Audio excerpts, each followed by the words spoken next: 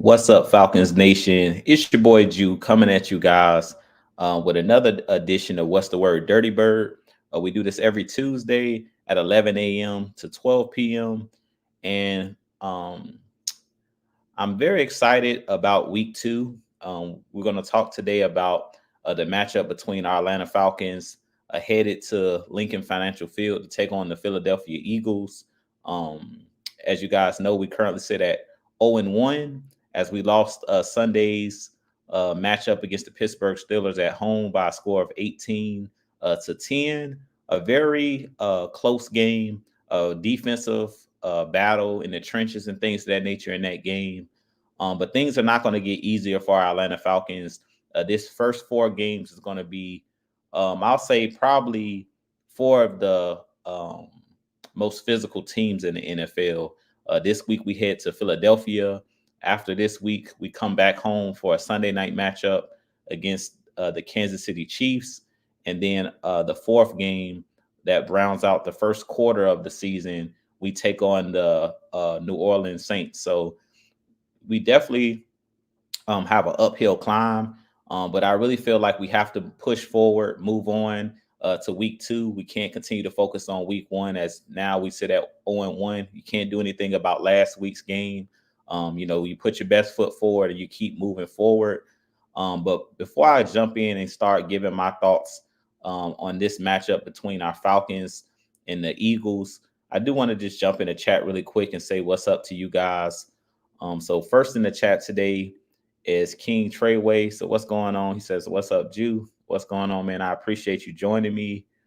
Um, Maurice Martin, what's going on, man? He says, "What up, Jew?" John St. Clair, what's going on, man? I appreciate you always joining the show as always. And Miss Sonia Howard, I always appreciate you joining me as well. So hope you guys are having a good week so far. Still early in the week. I know it's only Tuesday, but I hope you guys are having a blessed week. And I speak that we're going to have a blessed rest of the week. But with that being said, we're going to go ahead and jump in and talk a little bit about this matchup. This will actually be a Monday night game. So this is going to be where everybody's watching. This is our opportunity to kind of bounce back from last season. As we know, we didn't have many like nationally televised games last season. So this is our opportunity to kind of put out good film and put the league on notice that this is a different Atlanta Falcons team this year, this 2024-2025 team. So heading into this matchup, headed to Philadelphia. We know Philadelphia is one of the tougher stadiums to play at. We know that Philly fan base is rabid there. And this is not going to be an easy game. As I mentioned, the first game was against Pittsburgh. This next game against Philly is going to be another physical game in the trenches. We know that Philadelphia is one of those teams where on defense, they have big bodies, guys like Jordan Davis from the University of Georgia, guys like Jalen Carter, who also played at Georgia, Nakobe Dean, the inside linebacker from Georgia. They have a ton of players that played at Georgia on that roster, but they do still have the savvy veteran in Brandon Graham, who plays that defensive end position. They have guys like Josh Sweat that rush the passer as well. And they're really physical on the defensive side of the ball and on the offensive side of the ball. They're one of those teams that's built similar to the Pittsburgh Steelers in that Philadelphia always has a good defensive line. For the most part, always has a good offensive line.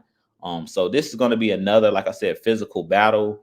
And I really feel like this Atlanta Falcons team, the way that we're built this year, we're well equipped to be able to take on these physical teams. We matched up pretty well last week against Pittsburgh. Outside of the turnovers and things of that nature, I really feel like we stacked up really well. As far as we did a pretty solid job at stopping the run. I really feel like where Pittsburgh had the edge, and this will be similar to Jalen Hurts in this game, is they had that mobile quarterback, and mobile quarterbacks are always unpredictable. And I felt like last week on those third and short situations, they were able to use the quarterback draw where Fields was able to use his legs, because usually the quarterback is one of those guys that's unaccounted for in the run game. So I really feel like this week we're going to definitely have to focus in more on stopping the quarterback from being able to run for first downs. When it's like third and short situations or when it's third down, we can't turn our back and play man coverage to the quarterback. We have to have somebody that's spying. And when we're rushing the passer, a couple of times last week, we got out of our rush lanes when we were rushing the passer, and that allowed Justin Fields to escape the pocket and scramble for first down. So that's going to be something that we have to be more cognizant of in this game against Philly, because we know that Jalen Hurts is not reluctant to use his legs. He is a quarterback that if he sees that the defense has their back turned, or if he sees that the defensive line is getting out of their rush lanes and out of their gaps, he will, pick up first downs and things of that nature using his legs. So that's pretty much, you know, my logist the logist of what I think Philly could possibly do in this game. Of course, I'm gonna talk about our offense versus their defense and our defense versus their offense, similar to what I did last week. But I do also want to just say what's up to a couple of more who recently joined since I started. So Miss Christie, what's going on? She says, much love from Mississippi, Dirty Birds. What's going on? I appreciate you joining me as always. And Dave says, good morning, Jude. Please get Zach Robinson out of that booth and onto the sideline. He needs to feel the players' energy.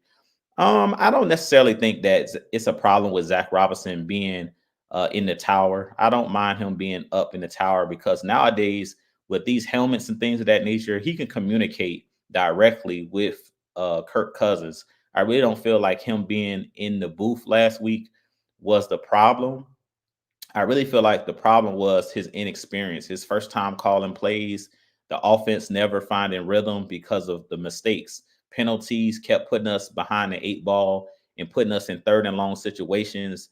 And in the NFL, you don't want to live in third and long situations. No matter if you're facing TJ Watt or a vicious pass rush, or whether it's just the NFL in general, there's not many plays in the playbook for third and 15 plus. And it was a couple times last week because we were getting those penalties. We were putting ourselves behind the eight ball and putting ourselves behind the chains. So a lot of the times when Kirk Cousins was having to try to get the ball out of his hands quick because TJ Watt was bearing down on him, that defensive line of the Pittsburgh Steelers, they were able to pin their ears back because we were getting behind the chains. Kirk Cousins couldn't hold on to the football, meaning you have to throw the ball short of the sticks and hope your guy can run for extra yardage after the catch to pick up the first down. And that, to me, was the biggest thing that I noticed last week was the penalties kept us behind the chains. So the offense never found a rhythm. Now, what I will say, and one thing that I believe as a coach, and this is something that I normally do. I know we say that football isn't Madden, but one thing that I do when I'm playing a game of Madden or when I'm coaching or coming up with an offensive scheme, if it's third and or say it's second and 15 because we lost yardage on first down, what I think we should have done last week a little bit more is don't try to get it all back on second down.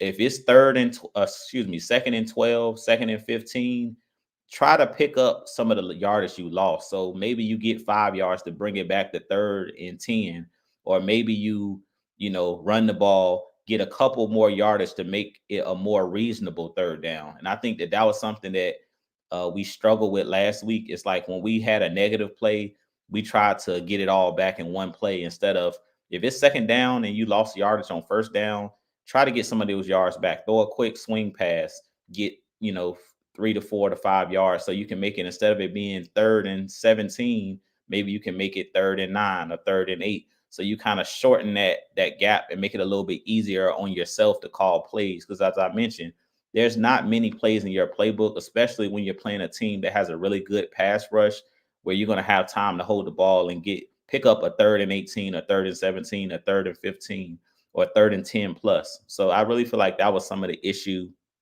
that I seen last week. And what's up to my bro Mad Mike in the chat? Y'all definitely show him some love. Hit that like and subscribe button on his channel as well. And you guys definitely hit that like and subscribe button if you haven't already here on my channel. Share this content out. I really appreciate each and every one of you guys for y'all continued support. I definitely do this, because I love the Falcons and love talking football, but I also do it for the fans, man. I know you guys love talking football, and I love engaging with you guys. And Chris says, Jew, you were right about what you said about the positive benefits of engaging in preseason games. I kept hearing your voice when I was at the game. Yeah, I mean, I wanted the team to play a little bit in the preseason because I felt like it would have helped personally, Christy, with the rust and things of that nature. And recently this morning, I shared on my Twitter just a couple minutes ago before I started the show, Matt Ryan they talked to him on CBS, and he kind of stated that like a lot of the offenses looked rusty, is what he said, because we didn't play in preseason. And like I said, I understand the joint practices. I understand wanting to kind of litigate the injuries and things of that nature. But when you don't play in preseason, it reared its ugly head in this game as far as the timing looked off. The guys didn't look like, I won't say they didn't look prepared, but they just looked like some of the things that you'll experience in a physical game where you're tackling, live tackling, when pressure is bearing down on the pocket. You could tell at certain points in the game that Kirk Cousins wasn't comfortable.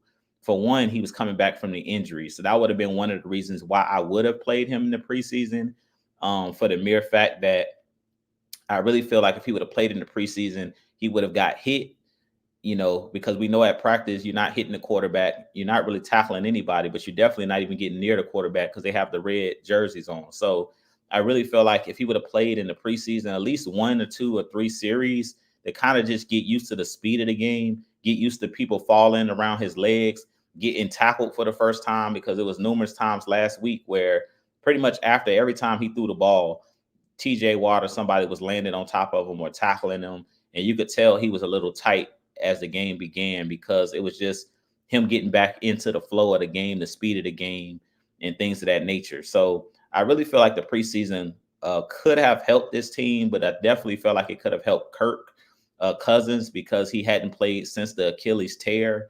So just to him to build his confidence that, okay, I got tackled, I'm all right.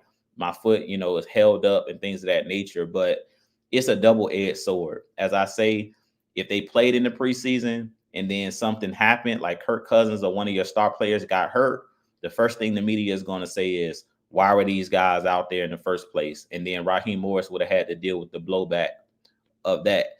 Him not playing those guys, now he has to deal with the blowback of, being criticized because these guys didn't look their best in the first game. So I really feel like it's a double-edged sword, and it's a lose-lose situation as a coach.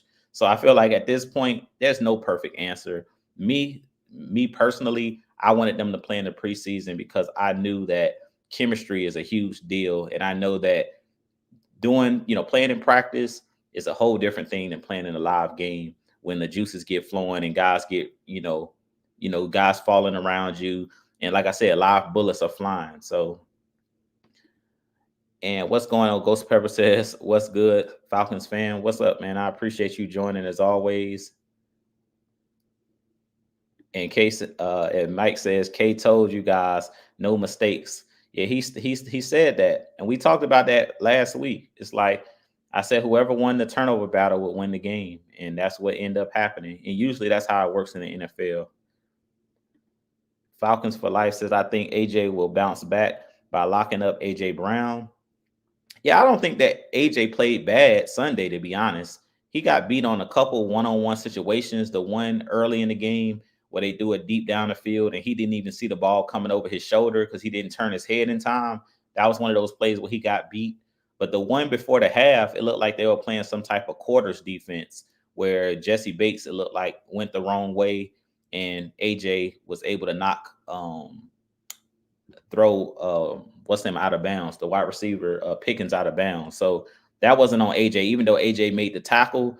That was like they were in some type of zone coverage. So I really feel like sometimes you get criticized for a play where it really is not your responsibility. Really, I think on that play it should have been shell coverage over the top, and the safety was out of position. So it made AJ look worse than he should have looked on that play. That wasn't his responsibility, but I think AJ will play well against AJ Brown, but I don't think that you're necessarily going to stop AJ Brown. I feel like you're going to have to keep safety help when you have AJ Brown out there, because AJ Brown is one of the better physical wide receivers in the game. He's one of the best wide receivers at the point of the catch, and he's very good run after catch. Every time I watch AJ Brown play, he gives me Terrell Owens vibes, because he's a big physical wide receiver, but he doesn't really have many weaknesses in this game. So I hope that they don't just match AJ one-on-one with him and then leave him on an island. I hope that they have guys like Jesse Bates. They got guys like Simmons over the top to make sure, he has help, because AJ Brown is not a guy that can be stopped one-on-one. And James says O-line needs work. I think the O-line played okay. I really feel like the O-line played well Sunday. I really feel like the biggest issue Sunday was TJ Watt was having a day. He was one of those guys where he wrecked the game. He wrecked the game, and it's not really one tackle outside of Trent Williams. It's not really anybody that's going to neutralize TJ Watt. And TJ Watt was going up on the right side. He plays on the right side of the defensive line. So him going up against Caleb McGarry, I think that was just a nightmare waiting to happen. And when you have a guy in TJ Watt that's really good, that's similar to like an Aaron Donald when it comes to changing the game, similar to, any of the premier pass rushers you can think of, Lawrence Taylor back in the day, Julius Peppers, JJ Watt, his older brother. When you have a guy like that, you can't count on one guy, to stop TJ Watt. That's a team effort. So I think the O-line did a pretty solid job of being physical in the run game. Of course, you can get better, and we want to see everybody play better, not just the O-line. I want to see all three phases of the game play better, because I feel like in this game, everybody played pretty well. I just really feel like TJ Watt just took the game over. They let him get going. So I think the O-line will be okay. And Alberto says, Juju, we know it's a new team in just one game, but can we expect to lose to the Eagles, and how should we handle it? No, I don't think that this is a foregone conclusion that we're going to lose to the Eagles. I think that a lot of people think that because of how last week went. But if we be honest, the Eagles could have easily lost that game last week against Green Bay. So one thing that I feel like we can count on in this game, and I hadn't started talking about it yet as far as in the preview, but I'll go ahead and say this. Jalen Hurts is a quarterback. When he's throwing the ball, he'll give you opportunities to get interceptions. What it's going to come down to is our guys going to make the plays when they're presented to be made? Because he's going to give us an opportunity where he's going to put the ball up, and he gives his receivers an opportunity to make a play on the ball. So he's going to throw it up to an AJ Brown, similar to he did last week when he threw the pick to Jair Alexander in the end zone. So it's going to come down to our players when that ball is in the air, us forcing a turnover, because there's going to be numerous opportunities where they're going to throw the ball down the field, and it's going to be mano a mano, and we just got to go out there and make plays. But I'm not really concerned necessarily in this game as far as us coming out with a W or L. I really feel like this Falcons team can match up with any team in the league. We can stack up with any team in the league, talent for talent. But I really feel like one of the things that we're going to have to do in this game to make sure that it's a competitive game and that, that gives us the best chance to win the game is we're going to have to feature our best players. And I talked about this last year with Arthur Smith. I know it was just the first week, and that's why I said I was going to give Zach Robinson some grace. As far as I know, it's his first time calling plays. But in this game on Monday night, which this will be a Monday night game, I really feel like we're going to have to feature guys like Drake London. You're going to have to feature guys like Kyle Pitts. You're going to have to feature Bijan Robinson. I really feel like in the first game, they tried to use the running game to slow down the pressure that TJ Watt was bringing. And I really feel like that's why they went in with a game plan of quick passes, try to run the ball, keep the game close, because they knew that the Steelers were going to muddy the game up as they always do and try to kind of beat us up. And that's what we kind of seen in this game. But I think on Monday night, we're going to have to try to scheme up plays to get your playmakers the ball. It's no reason why Drake London shouldn't have at least 5 targets in every game. It's no reason why Kyle Pitts shouldn't get between 3 and 5 targets in every game. Like I understand things happen and sometimes the snaps get divvied up the way they get divvied up because we kept having penalties and stuff like that and we were turning the ball over. So that limited the offensive snaps you have. But if you think about the better teams in the league, they come into a game with their game plan of we're going to get our playmakers the ball at all costs, even if we have to move them around. If you think about the Tyreek Hills that play for Miami, if you think about the Travis Kelce's that play with the Chiefs, Andy Reid does a good job of we're going to target Travis Kelce at least this many times in the game, no matter what I have to do to get him the ball, whether it's throw a quick screen pass to him so he can touch the ball, whether it's me, whatever you got to do, putting him in the slot, whatever you got to do to get your playmakers involved. I feel like Zach Robinson's going to have to do that. So that's one of the things that I'm watching for in this next game is you can't allow the defense to dictate who you're going to give the ball to. You got to do things to move guys around and put them in positions to make plays and succeed. And Falcons for Life says Philly don't have a TJ Watt or Reddick. I ain't worried. Yeah, and that's what I said last week after the game. Like everybody doesn't have a TJ Watt. TJ Watt is a generational talent. When you have 22 and a half sacks in one season, when you've been a multiple time all pro, the Watt brothers, JJ Watt and TJ Watt, those guys are generational type talents. Those guys come around every so often. So he's not the everyday defensive end, outside linebacker type player. He's a guy that's a game wrecker. You can't call everybody a game wrecker. So Philly doesn't have one guy that's on the TJ Watt level. Now, Jalen Carter is very talented, but he's not as athletic as a TJ Watt. He's a guy that's physical, who can collapse the pocket and things of that nature, but he doesn't have the speed. He doesn't have the versatility of a TJ Watt. TJ Watt is a guy that's very, very talented. Probably the best pass rusher in the league currently playing outside of Myles Garrett. Him and Myles Garrett to me are 1A, 1B. And there you go right there. Ghost Pepper says time of possession, Steelers 35 minutes to Falcons 24 minutes, major factor. Right. And that's what I was talking about. Time of possession also means snaps. If we go look at how many offensive plays the Steelers ran compared to how many offensive plays the Falcons ran, I'm sure that the Steelers had more offensive plays than we had, just because they possessed the football and we kept turning the ball over and they were going on long drives. So, I mean, it is what it is. So that's why when I said get the ball and target Drake London or target Kyle Pitts this number of times, well, you have to have the ball to be able to give those guys those targets. So we can't turn the ball over. That's a must. And let's see here. And Dre Murphy, what's going on, man? He says, good morning, everybody. How's everybody doing and feeling on this hot, nice, pretty Tuesday morning? Yeah, doing good, man. Everything is good. I appreciate you joining. And let's see. Falcons for Life said looked like cover 2. So he must be talking about the play with George Pickens. Yeah, it was some type of coverage. It was a blown coverage by one of the safeties. It wasn't AJ Terrell.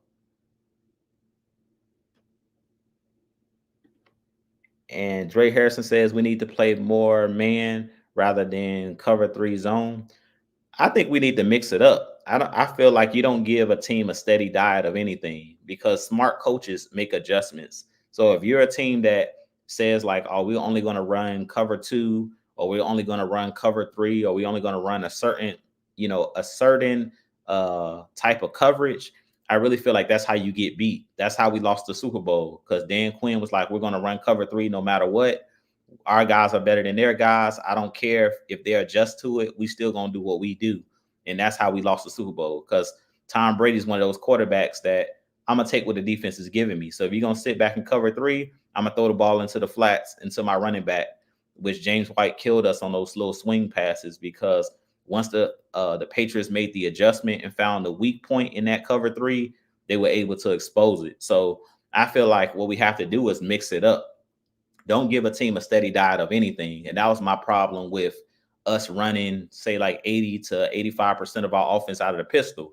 Well, when you do that, then if a team sees that what they're doing is working, or once they find the right play to litigate what you're doing, at the end of the day, they're going to keep keep running the same play. It's just like anything. And like I said, uh, real football isn't Madden. But when I'm playing Madden, if I have somebody that I'm playing against, they're running the same play, and I find a play that stops that play. If I see they're going to continue to run the same play over and over again, I'm going to run the same defensive play over and over again once I find what stops that play. So I really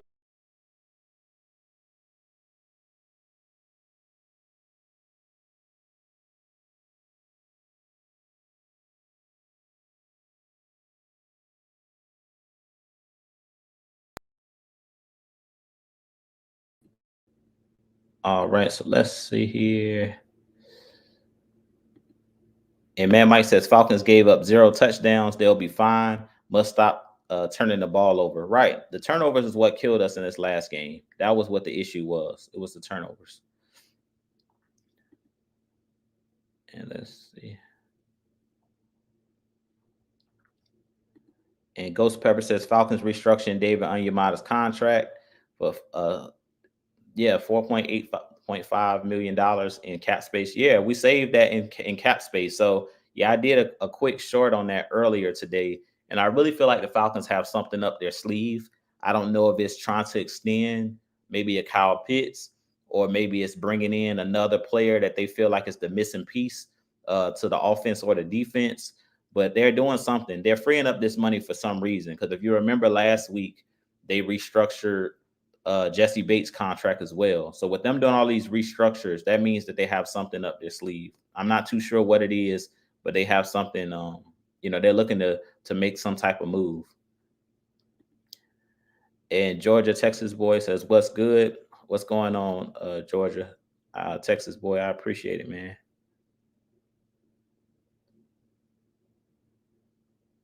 And let's see. And Georgia Texas boy said, "I hate to say it, but go get Michael Thomas. With him, no more bracketing Drake or Pitts." I'm good on Michael Thomas. I don't think we need Michael Thomas, to be honest. I just feel like we have to um like scheme up to get the guys open. Period. It's not tough. Drake London can run a slant. That's what Michael Thomas was known for doing, is beating man coverage or beating zone coverage. And the Saints, had one of the better quarterbacks in Drew Brees that understood defenses, and they had one of the smarter offensive coordinators um, with Sean Payton. So that's what I mean by just get Drake the ball. You don't have to do. It's not rocket science. We don't need another wide receiver to free up Kyle Pitts and Drake London. We just need Zach Robinson to call the right plays to get these guys the ball. And Mike says Falcons played a lot of man. Problem is when we went away, they capitalized on it. Right, right. And that's what I was mentioning earlier about playing man coverage. The problem with playing man coverage when you're facing a mobile quarterback is when those defensive back go to turn their back to cover the wide receiver down the field. Everybody has their back to the quarterback outside of the defensive line. So once they get past that initial pressure or get past that line of scrimmage, there's nobody to stop the quarterback from scrambling for yardage. So that's the only scary thing about turning your back or playing a lot of man coverage. So I don't expect us to see the Falcons play a lot of man coverage against the Eagles, for the mere fact that Jalen Hurts is a quarterback that likes to run. So when you have a quarterback that likes to run, expect to see more zone coverage. And Bobby Zone 3 says, "Let's go. What's up, Jew?" Yeah, let's go, man. What's going on, man? I'm excited for this week. I definitely think that the Falcons have a really, really good chance of winning this game on Monday night. I really feel like we'll probably go into this game as underdogs because the Eagles, have a lot of good players. We know they now have Saquon Barkley. We know that they have Devontae Smith at wide receiver. They have AJ Brown. But one thing I can say about the Eagles is, if you watched their game last week against Green Bay, they feed their star players the ball. They fed Saquon Barkley last week.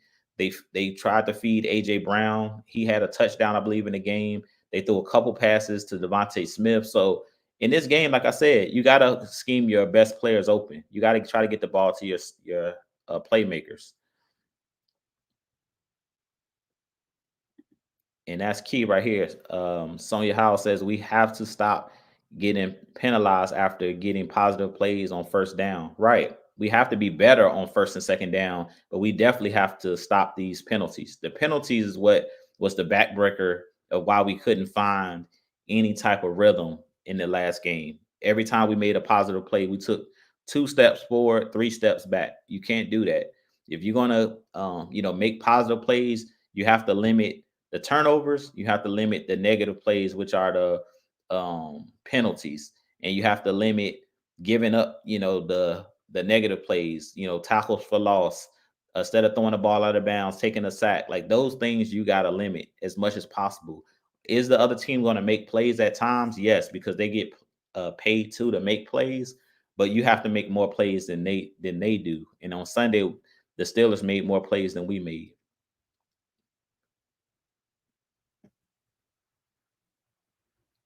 And let's see here. And what's going on, Juan? He says, "What up, Jew? Hey, what's going on, man? I appreciate you joining me." And Ghost Pepper says, "KC looked uh grimy, but he was." Let's see here.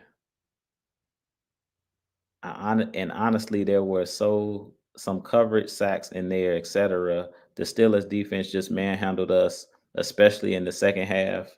Yeah, I think, like I said, man, in the end, TJ Watt just had his way. At the end of the day, TJ Watt was the reason that the Steelers won that game. Between our penalties, our turnovers, and TJ Watt, those were the three major things that cost us the game last week.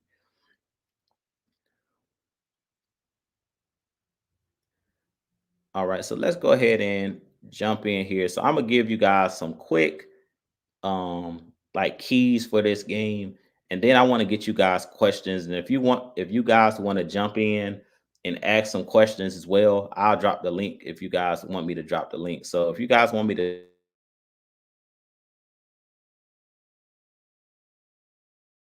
drop link, but first, I want to talk a little bit about our Falcons defense versus the Eagles offense and the keys. One of the keys for the defensive side of the ball going up against Philly's offense. I talked about it a little bit in the beginning of the show. So mainly in this game, you want to limit Jalen Hurts' ability to use his legs. That's the first thing. We know that Jalen Hurts is one of those guys that runs the RPO. He is a quarterback that's not going to be reluctant to leave the pocket. They're going to run certain plays like we seen Sunday as far as quarterback draws. We're going to see a lot of Saquon Barkley in this game to try to get our linebackers and our safeties to creep up in the pocket or creep up in the front seven to try to stop the run. So in this game, it's going to be important that you try to cut off the run game. Personally, as a defensive minded, coach, I believe that you stop the run first. That's my main objective. If I'm the Atlanta Falcons defensive coordinator as Jimmy Lake, I want to make the team one dimensional if I can. So in this game, I would be selling out for the run early. Let's shut down Saquon Barkley. Let's shut down the Jalen Hurts running with his legs and the tush push and all of those different things. Let's try to create negative plays for them on first and second down and try to force them into third and long or third and medium situations where they have to throw the football. When you cut off the run game or shut off the run game and make teams one dimensional, it makes it easier to call defensive plays because now okay, it's third and long. They have to throw the ball. 9 times out of 10, they're not going to run the ball on 3rd and 7, 3rd and 8, plus. So in this game, I would be trying to shut down everything on first and second down, limit them to like a yard or two on first and second down, and force them to play in third and long situations so we can pin our ears back. Now, I will state in this game, I would try to blitz a little bit more. I did see, I think, late in the game where he sent Mike Hughes on like a corner blitz. I would try to do the same thing in this game. I would try to send Troy Anderson, send different guys on zone pressure. So I would run zone coverage behind it, but I would try to send different guys to bring pressure out of the secondary, out of our linebacking core. I would drop some of our linemen, like guys like Judon. At times, I would try to do things to confuse Jalen Hurts because, like I said, Jalen Hurts is a quarterback that is not great at reading defenses. He's more read and react, and he wants to use his legs. He's most comfortable when he's able to scramble. So If I'm the Falcons in this game, I try to keep Jalen Hurts in the pocket. I try to make him a passer more than an athlete and a thrower of the football. Now, can Jalen Hurts throw the football and make every throw? Yes. But he's one of those guys that usually wants to see the guy open before he throws the ball. He's not the best at throwing with anticipation, meaning he's throwing the ball before the guy's breaking on his route. So in this game, I'm trying to limit his ability to scramble out of the pocket and try to make plays with his legs. I want us to cut the run off and try to make them one dimensional and see if Jalen Hurts can beat us by throwing the ball and making the right decisions with the ball. Because I really feel like our strength of our defense um, is that back end. We have a really good front seven, but as far as the playmakers, as far as taking the ball away with Justin Simmons, with guys like Jesse Bates, with guys like AJ Terrell, I really feel like if he put that ball in harm's way, we have two of the better safeties that's good at taking the ball away. And we seen last week Justin Simmons almost come down with a nice pass breakup, but it could have been an interception if he would have if he would have got there like a split second before the ball was thrown. So I really feel like in this game, our safeties could be the difference makers. I see Jesse Bates or I see Justin Simmons having at least one interception in this game because I expect Jalen Hurts to make a mistake trying to force the ball to AJ Brown or trying to force the ball down the field to Devontae Smith. And I feel like one of our safeties is going to come up with an interception. So that would be my objective on the defensive side of the ball is create turnovers. But the first thing I would do, objective number one, is stop Philly from running the ball because that's what they want to do is rely on that good offensive line. They want to try to use Saquon Barkley, use his legs, and they're trying to use Jalen Hurts' ability to use his legs and pick up first downs and keep them in third and manageable situations. Now, on the offense side of the ball for our Atlanta Falcons against the Philly defense, as I mentioned earlier in the show, I would run the ball in this game as always. I feel like you always should run the ball and try to throw them off balance. But I want to see some play action shots in this game, meaning I want them to take some deep shots down the field because Philadelphia's weak point is their corners. Their corners, they have Slay, who's a pretty good corner. He's been a really good corner throughout his career, but he's kind of getting up there in age. But I really feel like if you give Drake London the opportunity to go up mano a mano with anybody, I'm taking my chance of Drake London making a 50-50 catch. If it's a ball that you throw out there deep down the field and it's one-on-one situation, being that Drake London is a former basketball star in high school and in college, his best ability is his ability to use his athleticism to high point the ball. So I'm giving Drake London an opportunity to go up against Slade, go up against any of those corners that they have over there. Bradbury, I believe they got Quinyon Mitchell, who was drafted this year as well. I would give Drake London an opportunity to go up and make a play. Darnell Mooney, he's another guy that I would use him on those over routes because of his speed. Either the post route or the over route is how I would try to get Darnell Mooney the ball because he's another guy when he gets behind the defense. He's very fast. He's a guy that tracks the football really well down the field. And I really feel like last week, all of the patterns were too basic.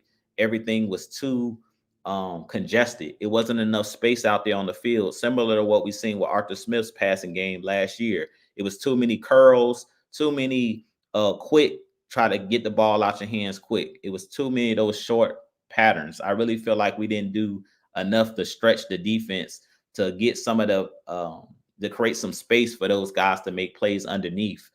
Now, in this game, I would also use Bijan Robinson and Tyler Algier, not only in the run game, but in the pass game. So when you run those deep patterns, have Tyler Algier on a quick swing pass in case nobody's open down the field. But you can't create space for those swing passes if all of the routes on the outside are 7 yards or within 10 yards. You have to have guys running, say 15 yards down the field to create space for those guys underneath. And I really feel like that's what hurt us last week was because our routes were so short on the outside between the wide receivers. There wasn't much space for Bijan Robinson when he got the ball on the outside and caught a swing pass because everything that we were running as far as the wide receivers, they were all short or intermediate routes. It was nobody going 20 20 yards down the field, 15 yards down the field to create the space for Bijan Robinson to use his elusiveness. So in this game, I think it's really important that you mix up your formations. I wouldn't come out and just play pistol the whole game. I want to see Kirk Cousins get under center, get in the I formation, get under center in single back situations, so you can use that play action pass to bait those safeties, bait those linebackers to come up and think that we're running the ball. That'll create windows for Kirk Cousins to throw the ball down the field, and it also gives Kirk Cousins some rhythm. When you run the ball with success and then you open up play action, that gives the quarterback rhythm, because now he's taking that three-step drop. When his back foot hit, he's ready to release the ball, whether it's on a quick in route, whether it's on a deep route down the field. You give him that, rhythm to get the offense going. So I really feel like that's going to be important in this game, that we mix up our formations. Don't just run the same formation over and over and over again. Mix it up and keep the defense off balance. You don't want to show the defense one thing, as I talked about earlier. Don't give them a steady diet of the same thing over and over again, because when you do that, you give the opponent the advantage. Last week, they showed TJ Watt, after a while, he started timing up the snap. That's how he almost came away with that strip sack fumble when he went off sides, is because he was watching Drew Dalman's. They were saying he was watching Drew Dalman's head nod. When he seen Drew Dalman's head, go up, he knew, okay, let me go ahead and rush the passer. He's getting ready to snap the ball. So you got to do a lot of different things, because it's a chess match. As far as at the line of scrimmage, Kirk Cousins is going to have to change up his cadence at times, especially because we're playing on the road. There's going to have to be a lot of silent count and things of that nature. But in this game, he's going to have to mix it up. On first down, we're going to go on one. On second down, we're going to go on three. Like, you got to mix it up. You can't come out and give the defense a steady diet of the same thing. You don't want to tip your hand to the defense. That gives them the advantage. So I really feel like those are the keys, some of the keys to the game. But in this game, I really feel like Drake London is going to be the difference maker. Last week, I said the X factor I thought would be Kyle Pitts. In this game, I think that the difference maker should be Drake London. I really feel like they got to get Drake London involved. We seen last year when they gave Drake London opportunities and they allowed Desmond Ridder to throw the ball. I believe the 300-yard game that Desmond Ridder had was the game where he was throwing the ball deep down the field to Drake London, and Drake London was making plays. I believe it was the Houston Texans game where Drake London had a big game and we won that game. And then the game against the Tampa Bay Buccaneers was another game that Drake London had a really big game. So I really feel like in this game, move Drake London around, put him in the slot, put Kyle Pitts and Drake London, stack those guys on one side of the field and create bunch formations to get those guys open. But give the defense something to think about. Don't allow those guys to just sit back there and pin their ears back. Don't show them the same thing over and over again, the same formations over and over again. Because after a while, good coaches make adjustments, and once they find what works, they're going to take advantage of it. But with that being said, you guys give me your questions. We have about 15 minutes left in the show, or about 20 minutes left in the show. So if you guys have questions, definitely give me your questions, and I'll hit those questions really quick here. And Juan says, enjoying the show. I appreciate it, man. And Falcons for Life says, I think Judon did his thing. Yeah, Judon played really well Sunday. Both Judon and Grady Jarrett, those two guys played really, really well on Sunday. But I really feel like the front seven and the defense as a whole played well. They didn't give up a touchdown in the game. And a lot of the field goals that the Pittsburgh Steelers had, they really didn't get in the red zone a whole lot. I mean, I believe 4 out of the 5 field goals were from 50-plus yards away. One of them was like a 57-yarder that Boswell made. Another one was like 55 yards. So that just goes to show you, most of his field goals, he was hitting from the Falcons logo, which is in the middle of the field. So the Falcons defense did their part. Pittsburgh just had a really good field goal kicker. 9 times out of 10, most field goal kickers are not going perfect 50 yards, beyond 50 yards. And their kicker was perfect on Sunday. So that just goes to show you that how well the defense played, that their offense didn't really cross midfield for majority of the game. Outside of the interception that they had when they ran it down to like the 20 or 30-yard line, which I think was at the end of the game when they picked the ball off. Outside of that, We kept them out of the red zone for the most part, the defense.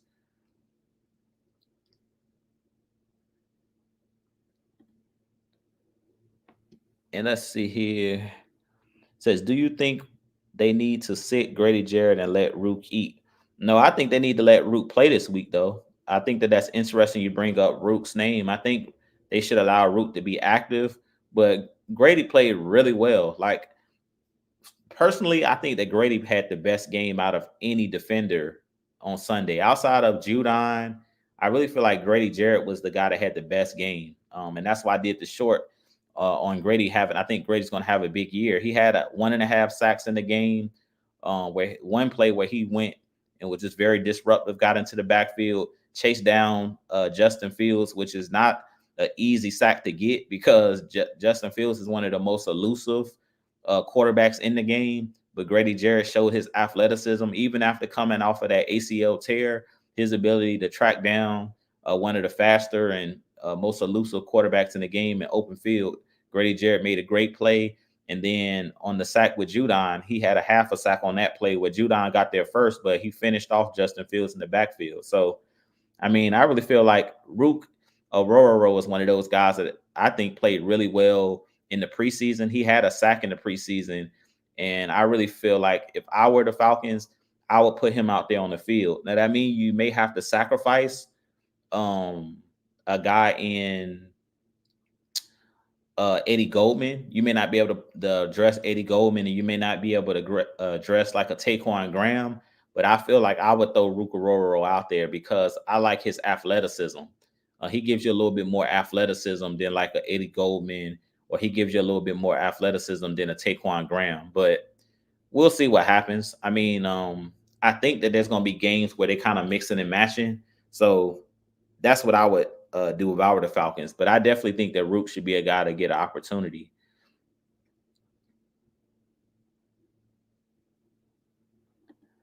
And Ghost Pepper says Kirk is a statue in the pocket and not mobile. And this coaching staff knew this. If Kirk doesn't get protection in the pocket, he's going to suck. Mix it up, give your offense a chance. 90%, 96% pistol. Yeah, I think, like I said, last game, I think just got out of hand a little bit. I don't think it was their intention to play only in the pistol, but I really feel like because the game kind of got out of whack, that's why we seen it was just straight pistol. They basically just played in the pistol the whole game. I don't expect us to see that this game, but if we see that again on Monday night and we lose the game, I'm gonna have something to say about it because it doesn't make sense to do the same thing you just saw that did not work. So you're gonna have to mix it up. And even if you're gonna be in pistol, you can run play action out of the pistol because the running back is behind the quarterback in the pistol. So I was disappointed, even with us playing in the pistol, you still can run play action. So that's what threw me off is if you're gonna play in the pistol, still run play action pass because you can play action out of the pistol. And Miss Maggie T, what's going on? She's in the building. Y'all go over to AFN's channel, hit that like, hit that subscribe button. I hope you're doing well, Miss Maggie. I appreciate you joining me as well. And Dre says, I like and love that one play by my boy and dog Nate. I'm assuming he's saying Nate Landman. The beast, the dog, the man, the monster Landman did on that 4th-and-1 play in the red zone. When did his Troy Polamalu impression? Yeah, I seen that when he jumped over the line of scrimmage. Yeah, Nate Landman is one of those guys. Like I said, the defense played well. They gave us opportunities, and that was close to the end of the game as well. So yeah, Nate Landman in the offense, the defense played really well. That was like a 4th-and-1 where they tried to tush push. So yeah, that was definitely a huge stop on Justin Fields on that 4th-and-1. And Ghost Pepper says mixing up gives the offensive line a chance as well. Yes, it does. It gives them a breather, and it takes them off of their heels. It gives the defense of the opponent, doesn't give them the opportunity just to pin their ears back because they don't know what's coming. When you could play multiple formations, it keeps them off balance. So, like I mentioned, you don't want to give a defense or a team in general just a steady diet of the same thing over and over and over again. You want to mix it up.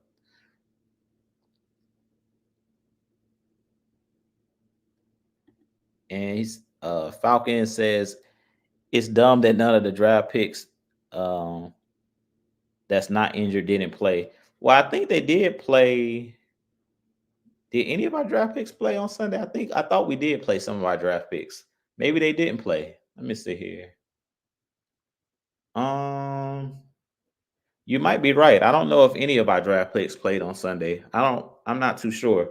You may be right, but at the end of the day, it's a veteran team. So I think that those guys will eventually get a chance. At the end of the day, I mentioned this when we were doing our 53-man roster. You only can dress so many guys on Sunday. So I believe on Sunday you can't even dress 53. I think you only dress like 47, if I'm not mistaken, players on the sideline, and then you have your practice squad guys. So at the end of the day, I think Ruka Roro will get his opportunities. I think that Brandon Dorless and those guys, they'll get the opportunities. This was the first game. So I really feel like they want to give those veteran guys a chance to show, in a game like atmosphere, give those rookies a chance to watch the veterans play.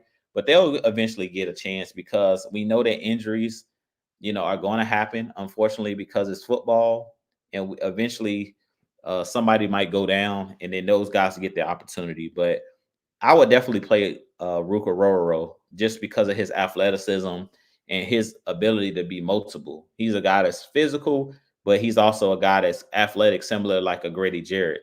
So, and he's just like taller than Grady Jarrett. But we seen, I think he had a sack in the Baltimore game, if I'm not mistaken, the Baltimore preseason game. But he showed me something during the preseason. That's why I would give him an opportunity because he made plays during the preseason.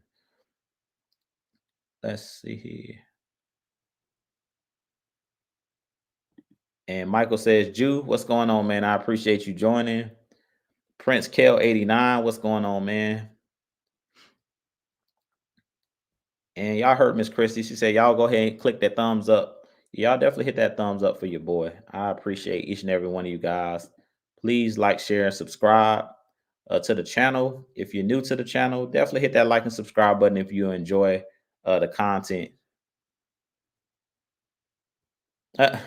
And Michael said it. Shawty, you can't even use the same formation in Madden over and over. Right. That's what I was saying. Like it's football. In football, you want to mix it up. You don't want to show your hand. I'm getting ready to run this same play over and over and over again. Unless the opposing player you're playing just is either not good at the game or if they're continuing to pick the same defensive play that's not working. But outside of that, yeah, you can't run the same thing over and over and expect it to work. These guys, they get paid a lot of money for a reason, especially these coaches. These coaches are sitting there watching film and things of that nature all week long, preparing for the games. And these players, this all of these guys do. This is their job. These are professionals. So you got to mix it up. You can't just keep doing the same thing and expecting it to work. And let's see here.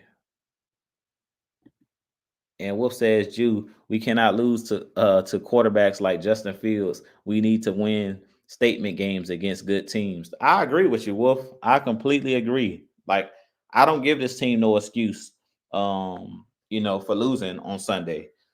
To be honest, we had our opportunities, but to be frank about it, I really feel like in this game, if Russell Wilson would have been out there, I think that Justin Fields gave them a better opportunity to win this game because I feel like Justin Fields, they probably would have tried to throw the ball a little bit more, which would have played into our hands. So them having Justin Fields out there, I think was an advantage to the Steelers because he's a guy that likes to run the ball. And a lot of the plays he made on third down, he made a couple with his arm, but he made majority of the plays with his legs. So I really feel like having Justin Fields out there was actually an advantage to Pittsburgh. That wasn't to their detriment. A lot of people think that it would have been to their detriment. I've been saying this for a long time. Justin Fields playing in Arthur Smith's scheme is like a match made in heaven because we seen what Arthur Smith was able to do early on with Marcus Mariota at the quarterback position. He used that pistol and used those option type runs, quarterback sneaks, things like that. And we seen on Sunday, Justin Fields, the reason the Pittsburgh wasn't in a lot of third and long situations is because they ran the ball. If you go and look at the box score, I went and looked at the box score. Justin Fields carried the ball 14 times in that game. So that just goes to show you a lot of the plays that he made, to keep them in manageable situations or to extend drives was using his legs when we were dropping back and or we were trying to rush the passer. We got outside of our gaps, and Justin Field did what his best strength is, which is him using his athleticism, him using his legs. So we're gonna have to watch out for Jalen Hurts because Jalen Hurts is the same exact way. If things break down, just Jalen Hurts is going to try to use his legs to pick up first downs. He's not going to necessarily force a throw. He's going to use. They're going to actually have schemed up quarterback runs, which that's what Pittsburgh used on Sunday. They had a lot of schemed up third and third and four, third and five. I remember they spreaded it out, and then we only had three down linemen at the time, and he just basically ran. It was just a called quarterback draw. They just wanted to spread us out to get our guys out of the box to get a favorable, the numbers. They played the numbers game. They got the favorable matchup, and then they just went at us with the run. And let's see here. And Boomsticks SSC says, "Is there a chance that we can beat Philly?" Most definitely. I think we are going to beat Philly, to be honest. And that's not being, that's to me not even a bold prediction. I really feel like this Falcons team, I'm not going to guarantee a win because you can win or lose any game. It's any given Sunday. But I think that the Falcons will win this game if they played the game the right way, if they come in with the right game plan. I really feel like last game, the turnovers are what killed us. The defense played well enough to win that game. The special teams did their job. The offense didn't hold up their end of the bargain. Because if we just hold on to the ball, we don't have that fumble where we were driving down the field with a ball, they snapped the ball and they hit Ross Dorley in the leg, and TJ Watt recovers. If Kirk Cousins don't throw that last pick when we're driving down on the game-winning drive, there's a chance you still win that football game. So I really feel like I'm not in panic mode at all. I really feel like we have a chance to beat Philly because we're just as talented as they are. If this was last year or the year before last, and we really didn't have a lot of cap space, so we didn't have the players to match up with other teams, then I would be a little bit more nervous. But I'm not really nervous about heading into this game. I just feel like we have to make the proper adjustments. That's really going to be the issue. It was stop turning the ball over, make the proper adjustments. Philly is not world beaters. This Philly team is not as good as last year's Philly team or the year that they went to the Super Bowl. They don't still have Hassan Reddick, who was their best pass rusher.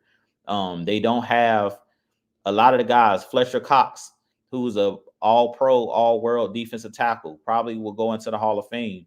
He's no longer a Philadelphia Eagle. He retired last year.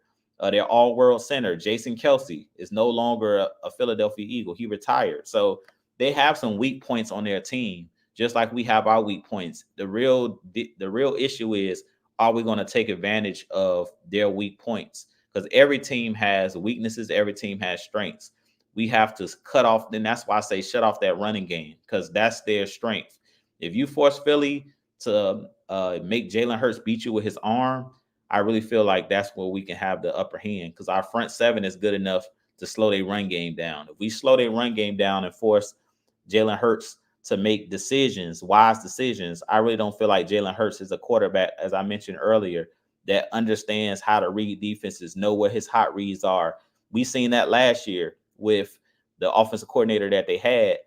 I think Philly went on like a 6 or 7 game losing streak, or they lost like 5 out of the last 7 games they had last year, and then they turned around and lost to the Buccaneers in the playoffs, like in the wild card. That was for a reason. So, not saying that Philly is a bad team. This is going to be a tough game, but I feel like any given Sunday, we're well equipped to beat Philly. It is going to be about us. It's not about them. It's about what we do. Are we going to do the right things to win the game? And he says Falcons will start 0-5. Book it. Are you a Philadelphia Eagles fan saying this, or are you an Atlanta Falcons fan saying this?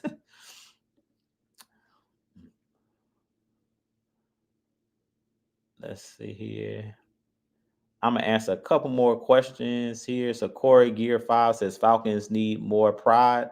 Oh man, the Falcons got a lot of pride. These guys, these guys are fired up. If you guys seen what Matthew Judon talked about, he says it's basically now we're going to find out what we really made of. It's not about what you do when you have success. It's about how do you bounce back from adversity. We've been knocked down, but let's see if we can get back up. We're gonna see what type of pride this team has and what type of mental toughness that this team has. Because everybody, is good when everything is going your way. But what do you do when adversity strikes and you lost the game? Or what do you do when somebody goes down with an injury? What do you do when all of the chips are stacked up against you? Do you fight back? Do you give up? Do you quit? This is gonna say a lot about this locker room as far as when you talk about pride, that's when pride comes in. Let's see what these guys do. And Bobby Jones, boy Zone 3 says, you need to be a coach for real, for real. Yeah, man. I mean, I just love the game. I don't know if I have the time to be a coach necessarily because you got to be very patient. And I'm a very patient person. But right now, I'm too busy, man, with my family and my kids and things of that nature. If I had the time to put it in, yeah, I would definitely do it, man. I mean, I love the game. I love the game of football, the game of basketball, but I love talking it with you guys because with the fans, because I can just sit back and let everything happen. These guys put all of their time into it, and then sometimes you don't get the result that you want. So I really feel like people don't understand how tough coaches have it for you to spend all your time, missing family time and stuff like that, to put it into the game and put it into your team, and then to turn around and not get the results that you want. Like being a coach is not an easy job because there's a lot of factors in it. It's a lot of stuff that comes with it. So it takes a special type of person to be a coach.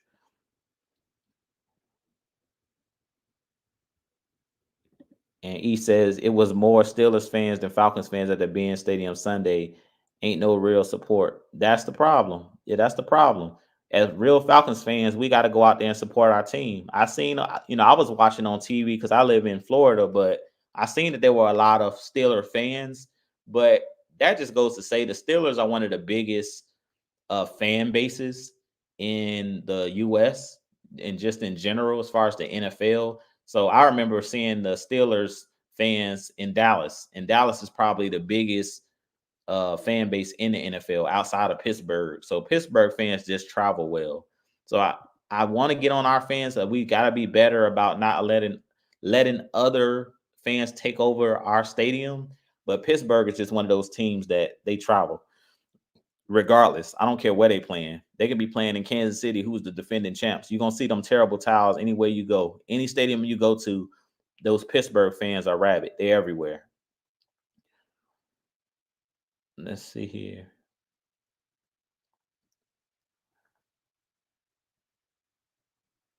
I'm gonna see if there's any other questions. You guys continue to drop your questions in the chat. And my wife in the chat, Teacher Red, what's going on, baby? I love you. I hope all is going well with you at work. I appreciate you joining as well.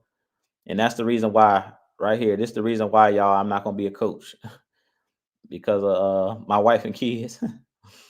I wish I had the time to do it though.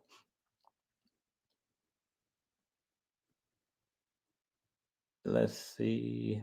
And Jerry Bowie says, "What's up, Jew? What's going on, Jerry Bowie? Or Bowie? I appreciate you joining me, man." And he says, "I'm a Falcons fan." Okay, I just had to make sure. You were saying we're gonna be 0-5. I believe in speaking things into existence, so I can't agree with we're gonna start 0-5. I think we're gonna be 1-1 after this week. That's my confession.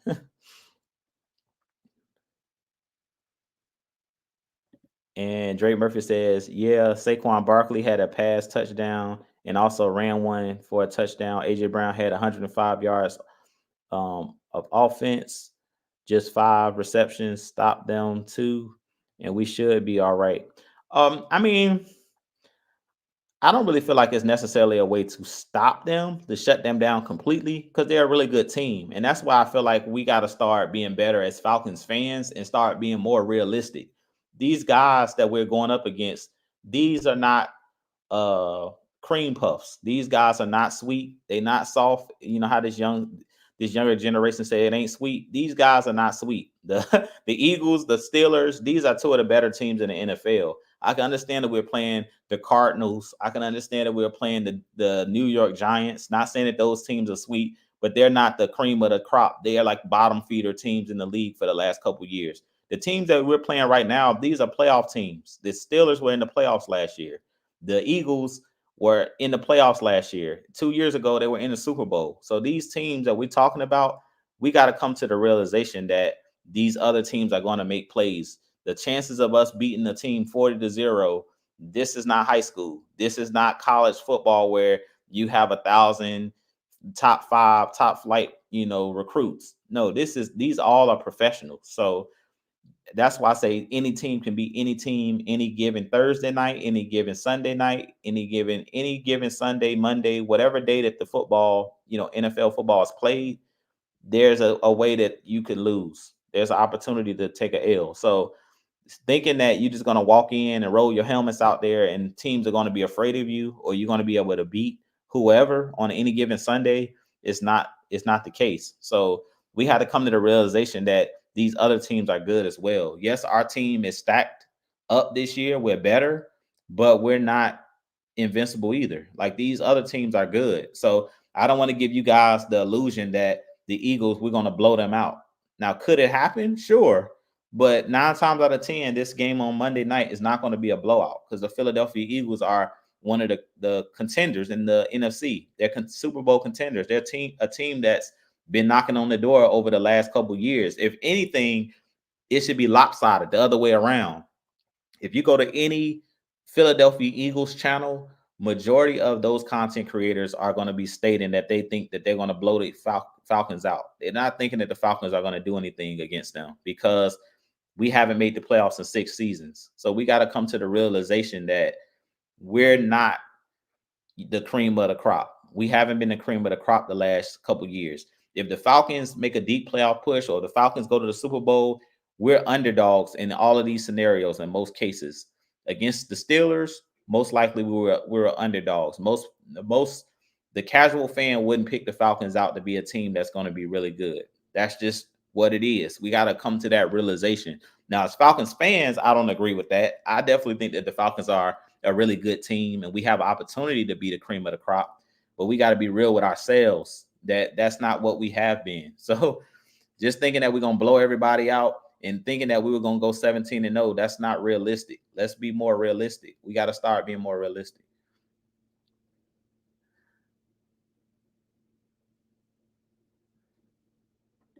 And Wolf, man, those definitely, man, we definitely gonna have to link up, man. I definitely would love to do jump on your platform, or you jump on my platform, and we talk about this thing. If you want to chop it up, we definitely can chop it up, man. Just let me know. If you want me to drop the link, I'll drop the link right now. If you want to come in here for a couple minutes. Matter of fact, let me do that. I'm gonna drop the link. So if anybody want to come in here and holler at me for a little bit, y'all hop in here and talk to your boy. I love chopping it up with the fans. Y'all jump in here and holler at your boy. I just dropped the link in the chat. So if somebody interested to come on, all I ask is you come on here, you keep it respectful. And I ain't talking about you, Wolf, because I know you, but for everybody that ain't never been on the show, if you come in here, just come in here, be respectful of everybody. Limit the profanity, because I am a believer, I am a Christian. So I try to make my show for everybody, even if it's kids tuning in, even though my channel not necessarily for children. I want everybody to be able to enjoy my content. So if you come in here, man, just be respectful. I love to hear your opinion. All opinions is welcome here, as long as you ain't talking crazy. But if you come on here, man, I'll give you your opportunity to give your thoughts, and I'll be, I won't interrupt you. I'll let you do your thing.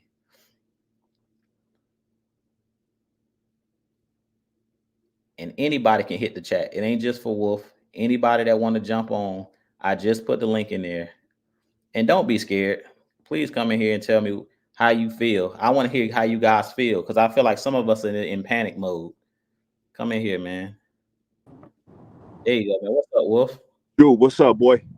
What's up, bro? Man, you know what I'm saying? Congratulations on all the success on the channel, all the off-season stuff. Congratulations on everything, man. On the baby, Yeah, congratulations to you and your wife as well. Congratulations. I appreciate it, bro. Man, Man, speak your mind, man. Speak what's going on, man. Well, how you feeling about this team? I heard you a little bit.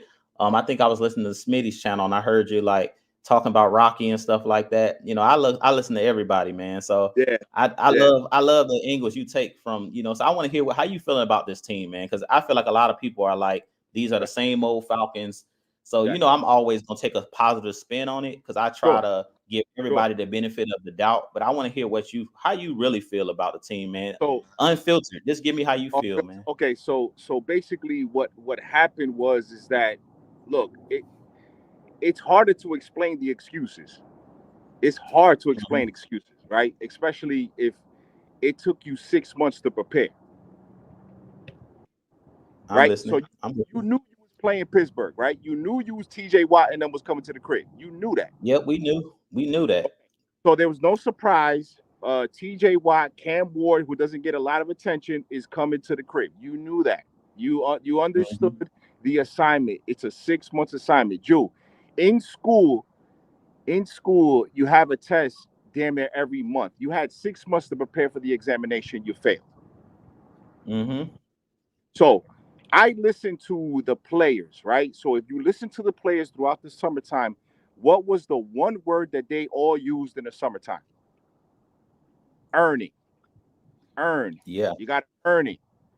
You Mhm. don't gain anything or you don't earn anything in a loss. You might learn from a loss. You might Right. learn from a loss, but you don't earn anything from a loss. You don't I earn anything. agree. So if you want my respect as a fan, you want my respect, you go out there and you earn my respect. The Hall of Famer Matt Ryan said, if you earn it, this city will go on fire. Is that what he said, you? Is that Yep, that's not what what he he said. said? Okay. That's what he said. Guess what? You had amplified amount of time to prepare. You had amplified amount of time to know TJ Watt was coming. Okay. Mhm. You had time to prepare. Jimmy Lake had time to prepare. Zach Robinson had time to prepare. Raheem Morris had time to prepare. And oh, guess what? The owner was on the field. And did the owner look happy, Drew? No. Okay, so why are we happy? I agree with you. I'm not happy. If if I the won't owner, happy on Sunday. Anytime we lose, I'm not happy. I'm not happy. I'm not happy. And the reason why it's because you had amplified amount of time. It's harder to explain the excuses. Right. It's right. Like you and your wife are a team. If you play Amen. offense and she plays defense, or you play defense and she plays offense, and we take a loss, we got to deal with each other. I got to That's deal with right. my wife, all right? And guess what? Hey, babe, you didn't hold up your end of the bargain. Damn. You know what? I can say 150 million excuses, Mhm. and we can learn from those, but we haven't earned anything. There's no participation trophies. Stop with the Right. participation trophies. We lost, and we lost to a man who has won at least 6 games last year, grimy and gritty the way we lost. Mhm. I want to be Mike Tomlin. I want Raheem Morris to be Mike Tomlin. I want us to be like the Pittsburgh Steelers. I want us to win gritty games. I want us to go into Kansas City and win off of 6 field goals. I want to Right. be talking like that. I agree. I'm with you. And Now, I got a yeah, question for you, Wolf. I got a mm-hmm, question for you. mm-hmm. So, what's your temperature right now? Like, what's your expectations going into Philly? Do you think that we have a chance, or what would be your game plan heading into Philly? But what's your temperature? Because I feel like a lot of the fans, like you seen, I had somebody in the chat said we start 0-5 because they saying All right, like we got the Eagles coming up, we got Pat Mahomes coming up back to back. yeah. They saying it's looking like 0-3. So what you feel about this Philly game? What's your So confidence, your so temperature? so I think it's a 50-50 game. I think that we can beat Philadelphia. I don't think that they're the Philly of old. I think their defense has gotten lost a lot of pieces, and they're very young. Jalen Carter's very young. Jordan Davis is very young. They're on prove it years. They're on Yeah. prove it years. So I think Slay's getting a little older. I don't think that they're the Philly of old. As you can see, Jordan Love was moving the ball down the field effectively with Jordan Reed. Um, Yeah. he had some great plays. He had some great open field plays against Philadelphia. I don't think that they're the defense of old, but I think their offense is very, very good. I think that their offensive line, with the center replacing Kelsey, he's been there. I think he was their right guard the year before, so he moved into the center spot. I don't think they lost a lot on their offensive line, but again, we know Saquon Barkley. We know him very well, and Yeah. have to be able to contain them as best as we could. We have to be physical with their receivers. AJ is very big. Devontae Smith is very big. We have to be very, very physical. I think we could beat them. The problem is that it's like you said earlier. Who are we going to feature? Are we going to feature Drake? Are we going to feature Bijan? Are we going to get some play action going? Are we going to do anything? Because, hey, Jew, if Kirk Cousins is hurt, and that's one of the excuses that fans been given, then I have to question the medical staff. I have to Yeah, he's question them. not hurt. Right. He's not hurt, bro. He's not hurt. They're saying they're making that excuse, but I haven't gave that excuse. He's not hurt. Right. Like they came out after the game, and one thing that I can say about Raheem Morris, this is why I listen to their interviews. Like you said, I listen to everything. Raheem Morris didn't make no excuses. If you listen to Tell the Truth Monday, he didn't make no excuses. He said TJ Watt did this. We tried different things. He said we have to be better. I mean, he really came at the offense too. He said like the special teams played well, the defense played well, but Kirk Cousins didn't play well. The offense didn't hold up their end of the bargain, as you just talked about. So I would say like going in. I think we could beat Philly. It's just that we have to limit the turnovers, and I think that Kirk. Listen, I understand. I understand how the fan is because it's 7 years of losing is tough for anybody. I get it, right? It's tough. Yeah. We don't have that reputation, Jude. Like I said on Smitty show, we don't have the reputation to lose these types of games. When you think about the quarterbacks we lost to last year with a good defense, we gave life to Bryce Young. We gave life to Bryce Young. We gave life to Josh Hobbs. We gave life to Kyler Murray, right? These quarterbacks should not be like you should be. You can't give life to Justin Fields. It just doesn't. It doesn't. We don't have that reputation. We don't have that rep where it's like, oh, it's look. One thing I said before the season started: teams look at the Falcons. Teams look at the Carolina Panthers, the NFC South as a whole, as get right games. Yeah. Oh, we're gonna get right against the Falcons. Oh, we're definitely gonna get right against Carolina. Right now, all of a sudden, Derek Carr is a Hall of Famer after 1 week. Right? Oh, right. Baker Mayfield after 1 week against Washington. Oh my God, Baker Mayfield's probably better than Deshaun Watson. Mm-hmm. Right? So the NFL changes very fast, Drew. And when you look at the schedule, there's nobody that's gonna, especially the teams that are coming in. Nobody's scared to come to the bench. Nobody. I'll be at the bench against Kansas City. I'm going to be at the bench against Kansas City, okay? I'm only one person. I only can scream as loud as I can. I'm only one person. Now, if there's fans out there that sell their tickets for a profit, I get it. This is America. Capitalism is alive and well.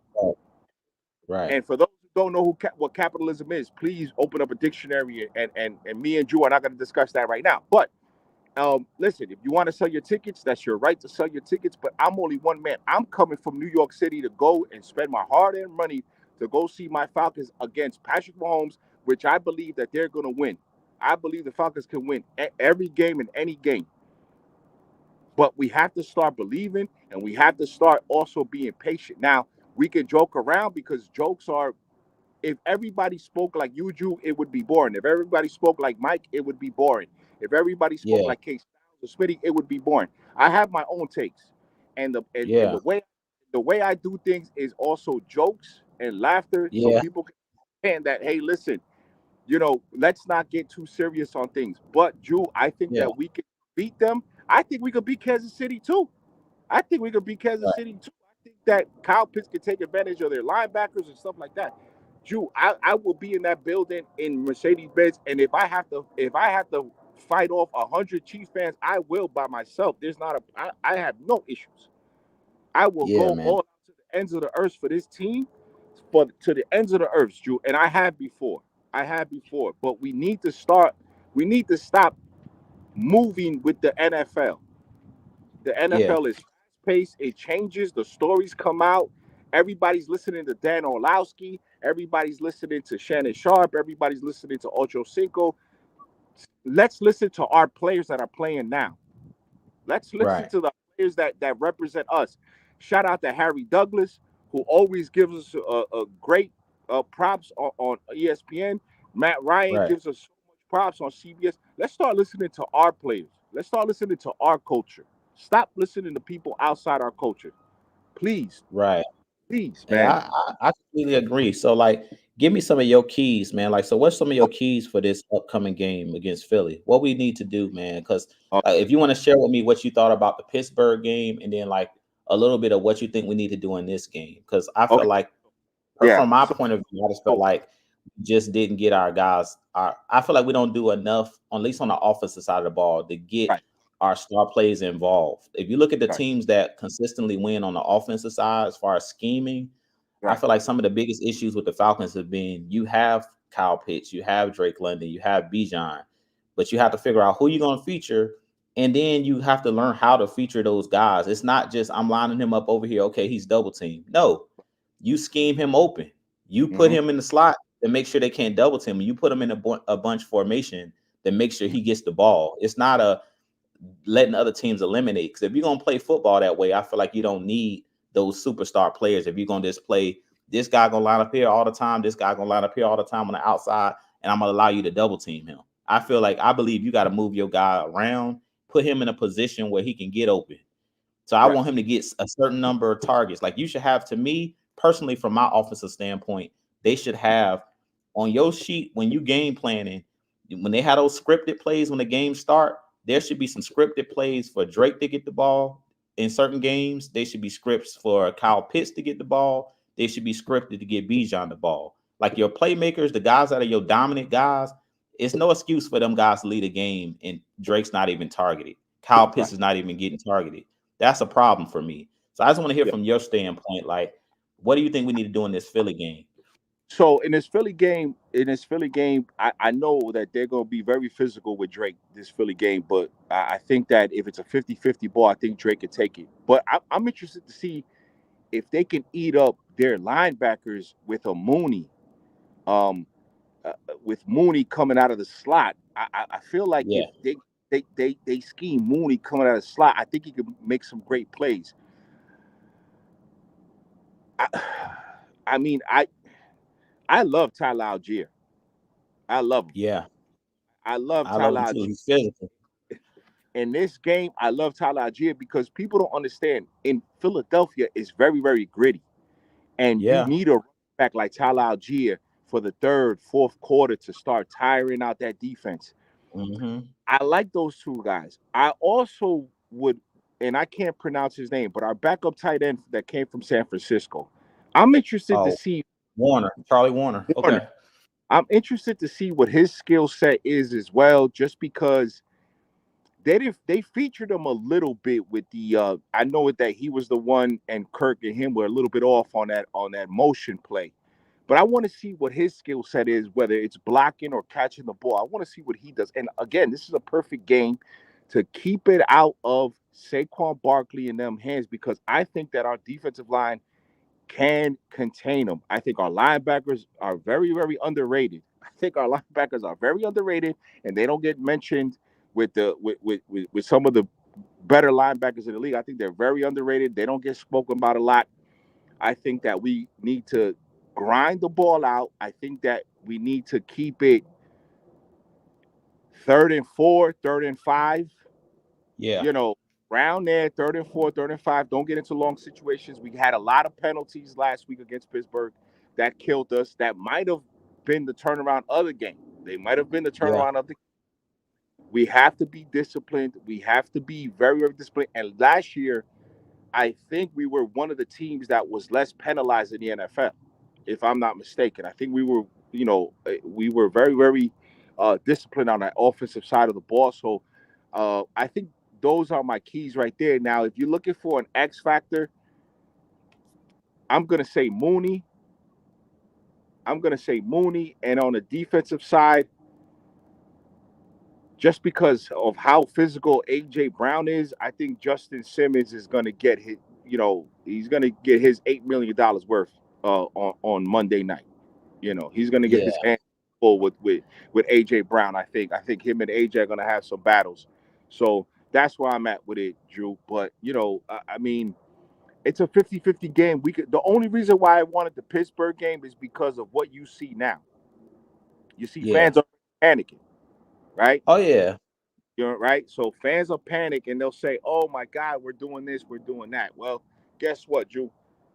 Now here it is, right? Where we lost to a team where they thought that we could beat, and that's the Mhm. problem with the NFL, right? So do you see the Cincinnati fans panicking? No. They lost to New England, Mhm. but Exactly. guess who's back there? Joe Burrow. Yeah. Right? So they don't panic, right? But Mhm. oh my God, the upset of the week, and nobody's talking about that. They're giving more situation to Pittsburgh because Pittsburgh with the Justin Fields and the Russell Wilson. But Drew, you listen to everybody? Did you see the Cincinnati Bengal fans jump out the window? Nope. No, no, no. Yeah. Have you seen have you seen the Bears fans? We don't want Caleb Williams anymore. Right. Nope. No, My family is Chicago Bears fans, man. They right, were down 17-0 and came back and right. beat the Titans on Sunday. Yeah. So Yeah, I man. mean, listen, that we can't. We have to stop listening to people that's not within the culture, Yeah. right? So But that's been I my listen, problem, man.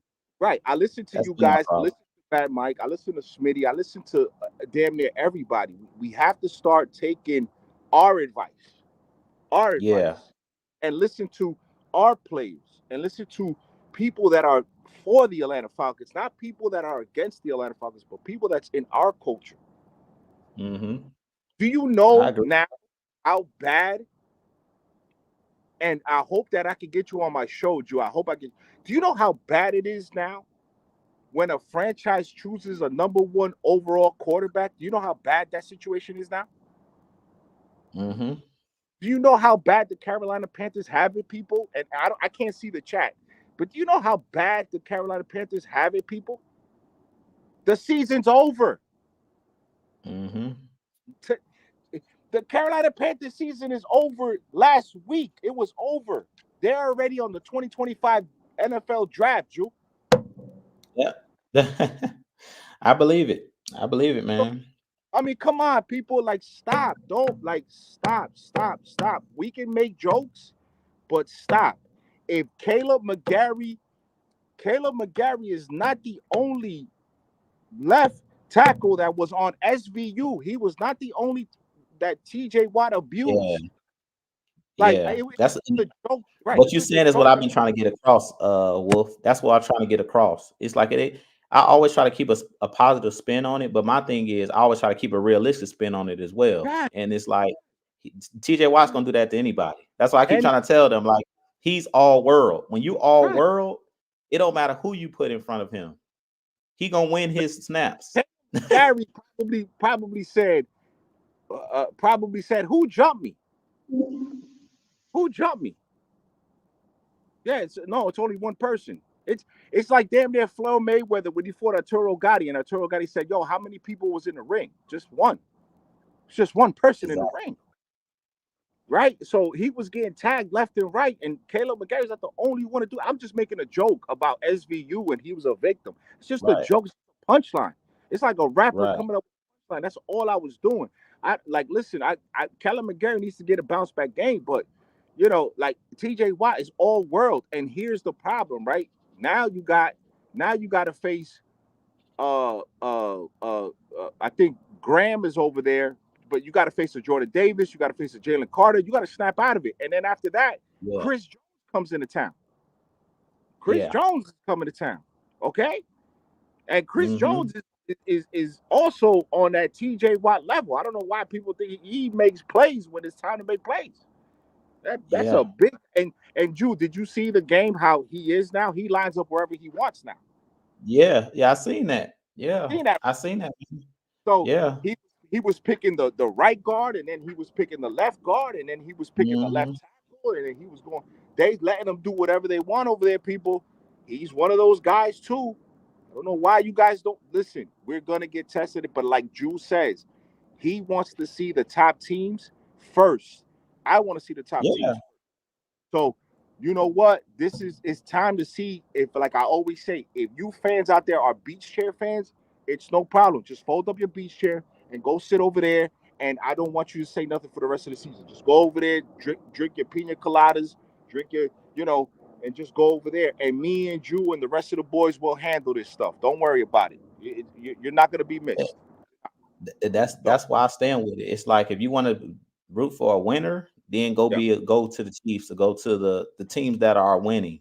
But I'm yes. always staying 10 toes down. Wolf can always stand 10 toes down. So I don't care if we 0-17. I still So, got my Falcons gear on. After Sunday, I still have my I don't care. I'm with the team, man. I ride or die. If we hey, lose, we lose. hey, Drew, I live in a house where there's a CJ Stroud fan.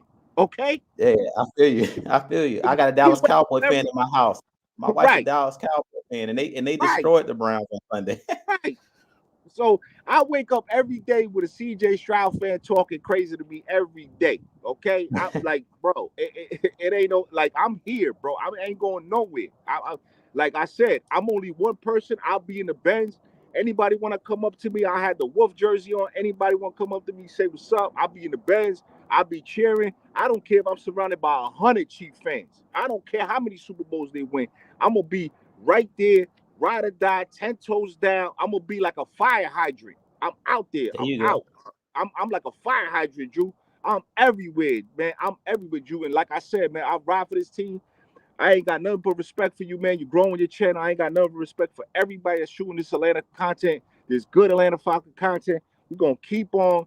We're gonna keep on keeping, Drew. And I hope I can get you on my show, Drew. I just want to talk about some other things and talk about some other life stuff. And that's what I'm doing now. I'm trying to do that with the channel. Just try to talk Yeah. to everybody. Hit me up. Hey, hit me up, bro. Hit I me will, up, man. I will, We man. But I'm definitely gonna will let you link go up, man. because I don't want nobody to be like, yo, the Wolf is hogging up all the airtime. You know what I'm saying? I don't want to do Now that. you But Drew, good. I man, don't have nobody in the back. I don't have nobody in okay. the back. Listen, man, Look, listen. you willing to pull up. I told him, look, I pull pull up. up. I want to talk. Pull, Yeah, pull I up, man. I know pull you up. always pull up. Like I I want them pull to up. pull up on me, I man. pull Like up. I You know got what I'm love saying? for everybody. I like to hear Yeah, y'all man. perspective on it, man. I get tired of talking to myself. I want to hear where Nah, man, you I'm guys here, stand bro. on it. If anytime you go live, I'm here, bro. If I can catch you, I can catch you. All I'm gonna say is this, man. All I'm gonna say is this. If you have anybody that's going through something in life, whether it be cancer, whether it be anything, any hardships, remember just to reach out to them.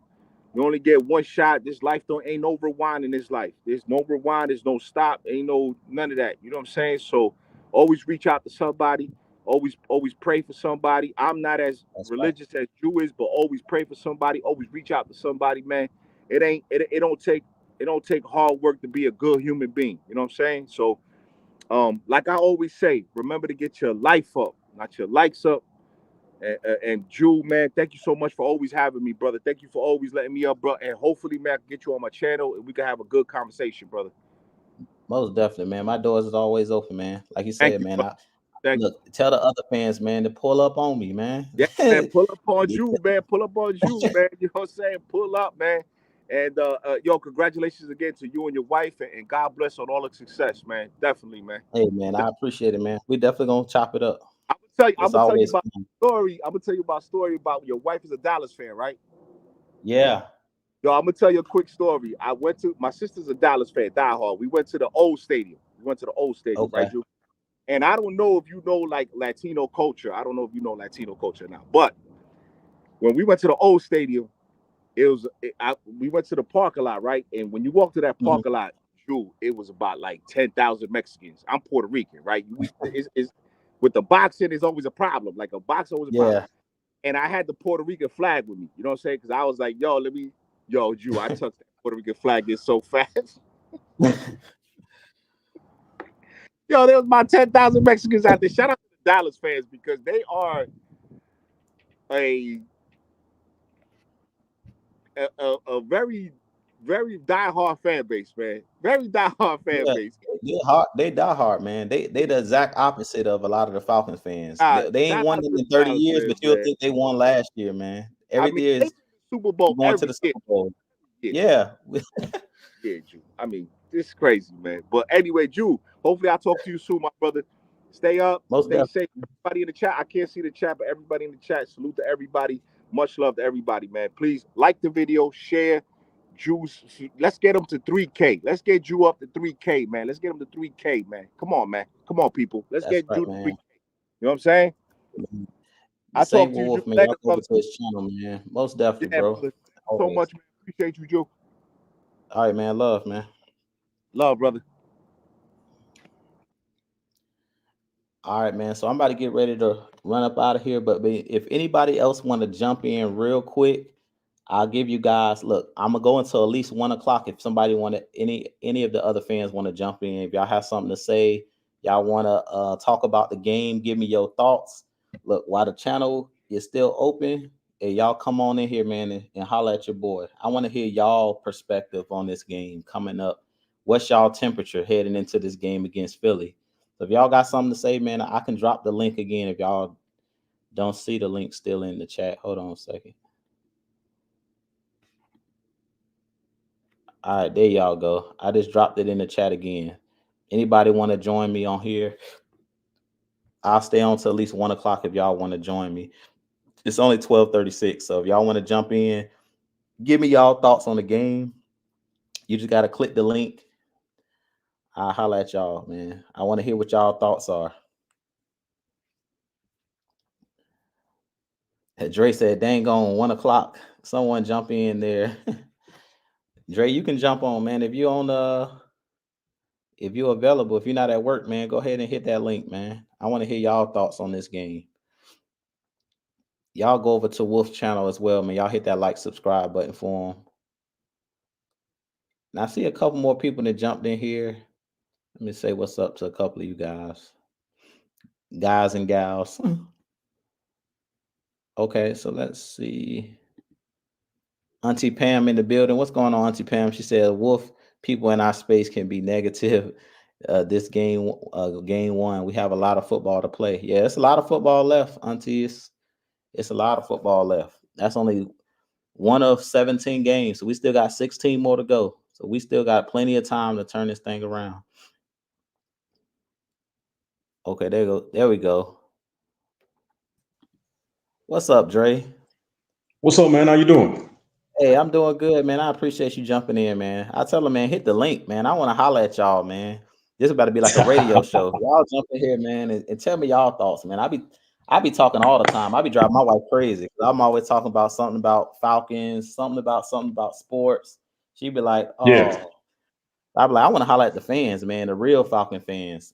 Now, how you feeling about this hmm game, man? What's the temperature, Dre, heading into this The game against Eagles Philly? game, man. First, I'm upset. I'm really upset that we lost to the Steelers, man. I felt like we should have definitely seen more of Tyler Algier, man. Tyler Algier, I feel like he's a tone setter, and I don't care what needs to happen, but that man needs to be on the field. I know I seen a couple of plays, maybe once or twice when I seen Bijan and Algier on the field at the same time, and I thought that worked really well. Um, and I think we need to go into this game against the Eagles and do the same thing and set the tone with Algier first before we get Bijan involved. I mean, we could sprinkle Bijan in, but I think Algier needs to definitely set the tone first. Um, I also believe, man, this game coming up, it's a statement game. We need to go in there and we need to make a statement and let the NFL know that week one was a fluke. Um, it was a extra preseason game, and I think we need to get that cohesion back with our offensive line because I think our offensive line did well, but I've definitely seen better from those guys. On Yeah, our defensive side, man, I think our defense played pretty well, pretty well. yeah, We just need to get our cornerbacks. Because I put in the chat, man, I felt like we should be running more man than cover three. Yeah, Because every time I see that cover three, man, I just think back to Dan Quinn, and it just for me it doesn't look good with Raheem, and everything yeah, like that. Is I think we need to run a little bit more man, or like you said mix it up a little bit more. But I still think the percentage of it should be a little bit more man than cover three. yeah, man. I appreciate it, man. Like, what's your thoughts on Philly game? Like, you got any extra factors on the game, or you want to give some keys you think for this game? Like, what you seen in the last game, you think we need to correct? I know you said like more man to man, but how about like on the Mhm. offense? What do you think about the formations and stuff like that? We need to step out of that pistol, man. I kind of rose a red flag. I had my people's eyebrow up, man, when I kept saying that we was in the pistol with Kirk Cousins and everything. I know a lot of people think that he still may be hurt, but I think one way to put that to bed is to change up the different formations. I think an X Yeah, factor on I think an X factor on the offense definitely should be Drake London. Drake London should definitely get more targets than what he got against that first game. Um, I think you said it earlier. You said that you believe that we can match up with Philadelphia, and I'm 100% agree with that. We just need to get our stars. We need to get our dogs involved way sooner than later on in the game. yeah, man. I mean, I agree, man. You got anything else for us, man? I appreciate you jumping in, man. Oh man, no problem, man. I heard you putting out the call for it, so I was like, man, let me go ahead and jump up here. I'm over here working right now from home, so I was like, Yeah, let me go ahead and jump in.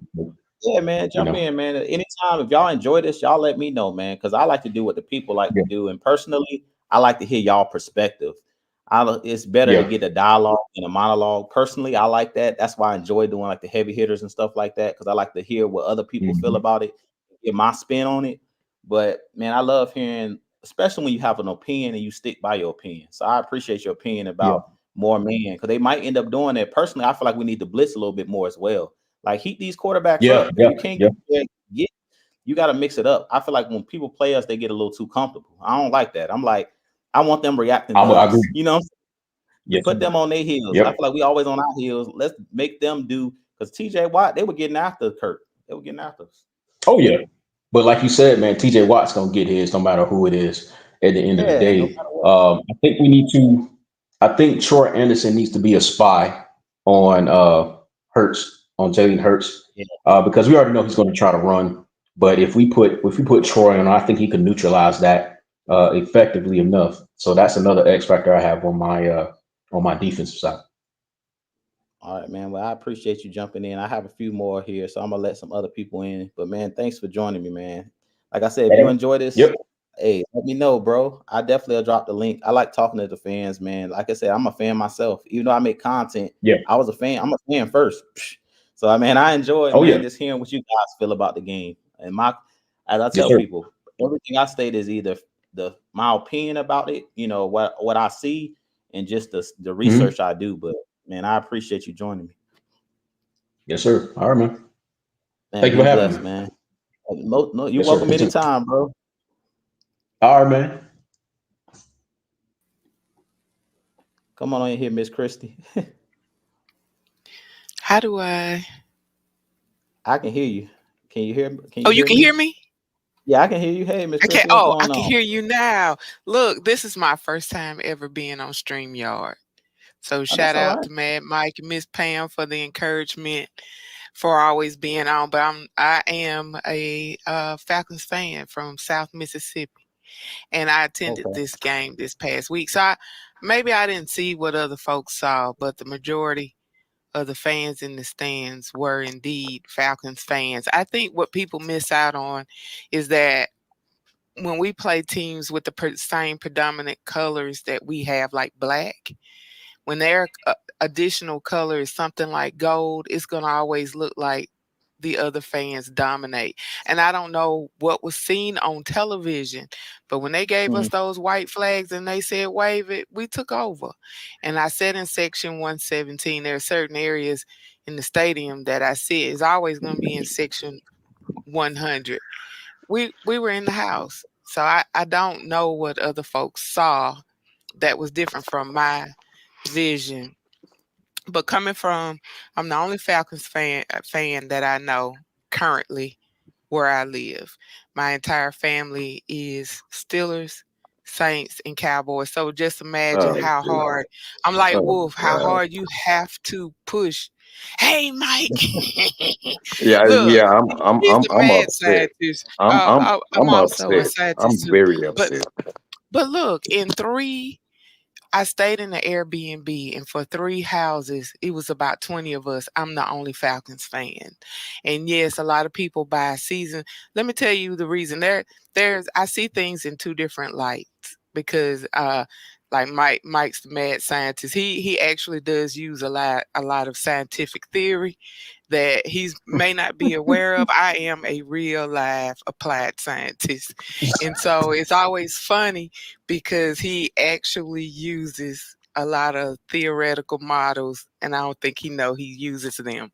But anyway, among 3 houses as the only Falcons fan, and growing up as a Buffalo Bills fan first and converting the last 20 years as a Falcons fan. So it's hard pressed for a lot of people, and living so close to New Orleans with being Louisiana born in Saints country, then I'm maybe the outliner where I'm always in New Orleans in black and red. I'm always having on all my stuff, and then they try to make me aware that you do know y'all just lost. No, I piss a lot of people off all the time because of how I talk. But this time with the Steeler Nation, my mom is a 55-year breast cancer survivor and Steelers fan. Out of those other 19, they didn't come back home the same way. How they left that stadium, and this loss for me, I guess as if you ever got a lot of spankings as a child, sooner or later you become numb to a lot of things. But coming back, they weren't the same. Number one, they never scored a touchdown. I heard that with a lot of AFN uh, content creators, they did not leave the stadium like they usually leave the stadium. Wasn't a whole lot of talking. They scared right now because if you lost to us as the Steelers and you never scored a touchdown and you was just reserved to those field goals, they feeling some kind of way about what the rest of the season looks like. And they were really, really surprised by our defense. And so to hear them walk back quiet and then remain sort of quiet and not their jovial self, it speaks volume for the change that we've made, that they recognize that change, because we're always between Pittsburgh and Atlanta for this game. This is the first time I ever seen them this quiet. And I wanted to say that, and I haven't posted videos in a long time, but I think that video, I have some videos of us waving those flags, showing our dominance in our own stadium. We need to speak to that. And sometimes I know there's a lot of shout out to my chat family, because sometimes we're in the opponents. You have some of the people in the chat families, Mike, you think they make you sort of raise your feathers a little bit. You ought to see them with the Panthers, because some of these folks, every time they go in on some of the Panthers content creator sites, man, they Just a rattle little them. bit. Just a little bit. Look, they What's going shake on, them Auntie so Sam? bad. They shake them so bad. So you know, there's a lot of us that Oh, are we got the ladies out in here here. tonight, boy. Man, that's what I'm talking We got the about, ladies in Auntie. here. G done brought out the Yes. ladies, There is man. a lot of You need to come on our look. show tonight. Oh, I'm gonna be there tonight. I'm back home now My because recruiting help. there's a lot to be said about Yeah. those of us that travel out of state to many of our games or even back in. And one thing that I always say, I see this as two theories for the NFL. There's the business of football, and then there's football business. Now, for Mm-hmm. football business, when you're looking at season tickets, let me tell you how that sort of works. It is cheaper if I know I'm going to go to 2 to 3 home games, or attend certain games that's close to me, like in the Saints Stadium. If there's 2 or 3 games I'm going to go to, it's cheaper for me to just buy a season tickets buy the season tickets and sell the others. So for a lot of fans, like there are a lot of at all of the Atlanta Falcons games, there are always Cowboy fans. Those suckers are buying season tickets no matter what. Now they're gonna wear their blue and silver. They are always at our games. They buy our season tickets. They show up at our games to watch us play because maybe for those that live in the area, then this is the only place that they can see a game. They're coming to that Cowboys Atlanta game. They just buy the season tickets. So that's just football business. You see what I'm saying? If you're looking at saving money, and I know that I'm gonna come for 2 or 3 games to Atlanta, now that's 7 hours away. What's gonna be cheapest for me because I watch my coins, but I want to sit in those 100. It's cheaper for me to buy the season tickets and sell the rest. Now, oftentimes you don't, if you're selling through any of those ticket hubs like Ticketmaster, you don't know who's buying your ticket. No, you So you don't. don't have that kind of control over, but that's your best deal on. You'll give up a little fee money, but that's your best deal on at least getting the games that you're going to cover. And so that's football business. The business of football has to do with that team on that field and many of the things that y'all talk about often. So shout out to Mad Mike because he recognized I'm a novice football fan. Look, I love and I asked him, he has been the only person, if I email him, he's responding back. And if I ask for information, that I know between him and 6K Styles, K Styles is going to share that information, especially Juju's going to give you the breakdown. No matter what, he can go against anybody. He's going to be smooth with it. He's going to give you that breakdown. And nobody's going to squawk louder than the ladies, the ladybirds of AFN. So we're gonna come with the facts. You ain't gonna be able to come with a whole lot of excuses or cliches that you hear because I listen for cliches, but the scientific side of me sends me back to February to those first interviews with Raheem and those early ones with Terry, and I decipher, I break it all the way down because a lot of stuff we're seeing, you could see, some things are now beginning to make sense. Then that's the business of football. When you're looking at football management, the management or the organization, management of that franchise, it goes a little bit deeper and it'll show you more when you're looking at both perspectives. So shout out to AFN for all the efforts you do with the educators as well. Sorry, Judah, I took over this little shout out, but it's my first time. I talk we like love this. it. We You love did a it. good job, child. Because as an educator, we recently lost a young man. I'm living in rural Mississippi. From our area, Cornell Armstrong was one of our former players, but actually from a community with less than 5,000 people, we have 4 NFL players that are currently in the NFL. So Wow. Mississippi is a football state. So is Alabama. But when you don't have a team and we seem to dedicate more to who we believe in. And so oftentimes that gets overlooked from the few fans that complain a whole lot. We have no room for complaints when you're so far away and you're surrounded by the enemy all the time. So you have to have a little bit more tougher skin when it comes to how well that we rep. I just hate that we oftentimes get lumped in with the The bandwagon. nonsense. The If nonsense. that makes sort of Yeah. sense. But even though we lost that game, hey, that first half shook the Steelers. If you go on some of the Steelers content pages, they go to tell you, yeah, we won this game, but and then the but can go on for an hour. And the but coming back home was quiet. When I tell you that truck was quiet, them Steelers fan, they was like, "Oh man, we won, but it was a lot of butts, and it was a lot of drinking after the game. We didn't get back to yesterday because it was a lot of drinking. After that game, man, we're gonna have a long season if the Falcons almost won this game and they reserved us to just field goals. That should be highlight. Our defense is really Super proud. it's gonna shake some people. Yeah. Our defense, and if we can ever get our offense to the standards that the defense is on, and that's why I kept saying, man. I even said in some on some shows yesterday, Jew Talk Sports said it.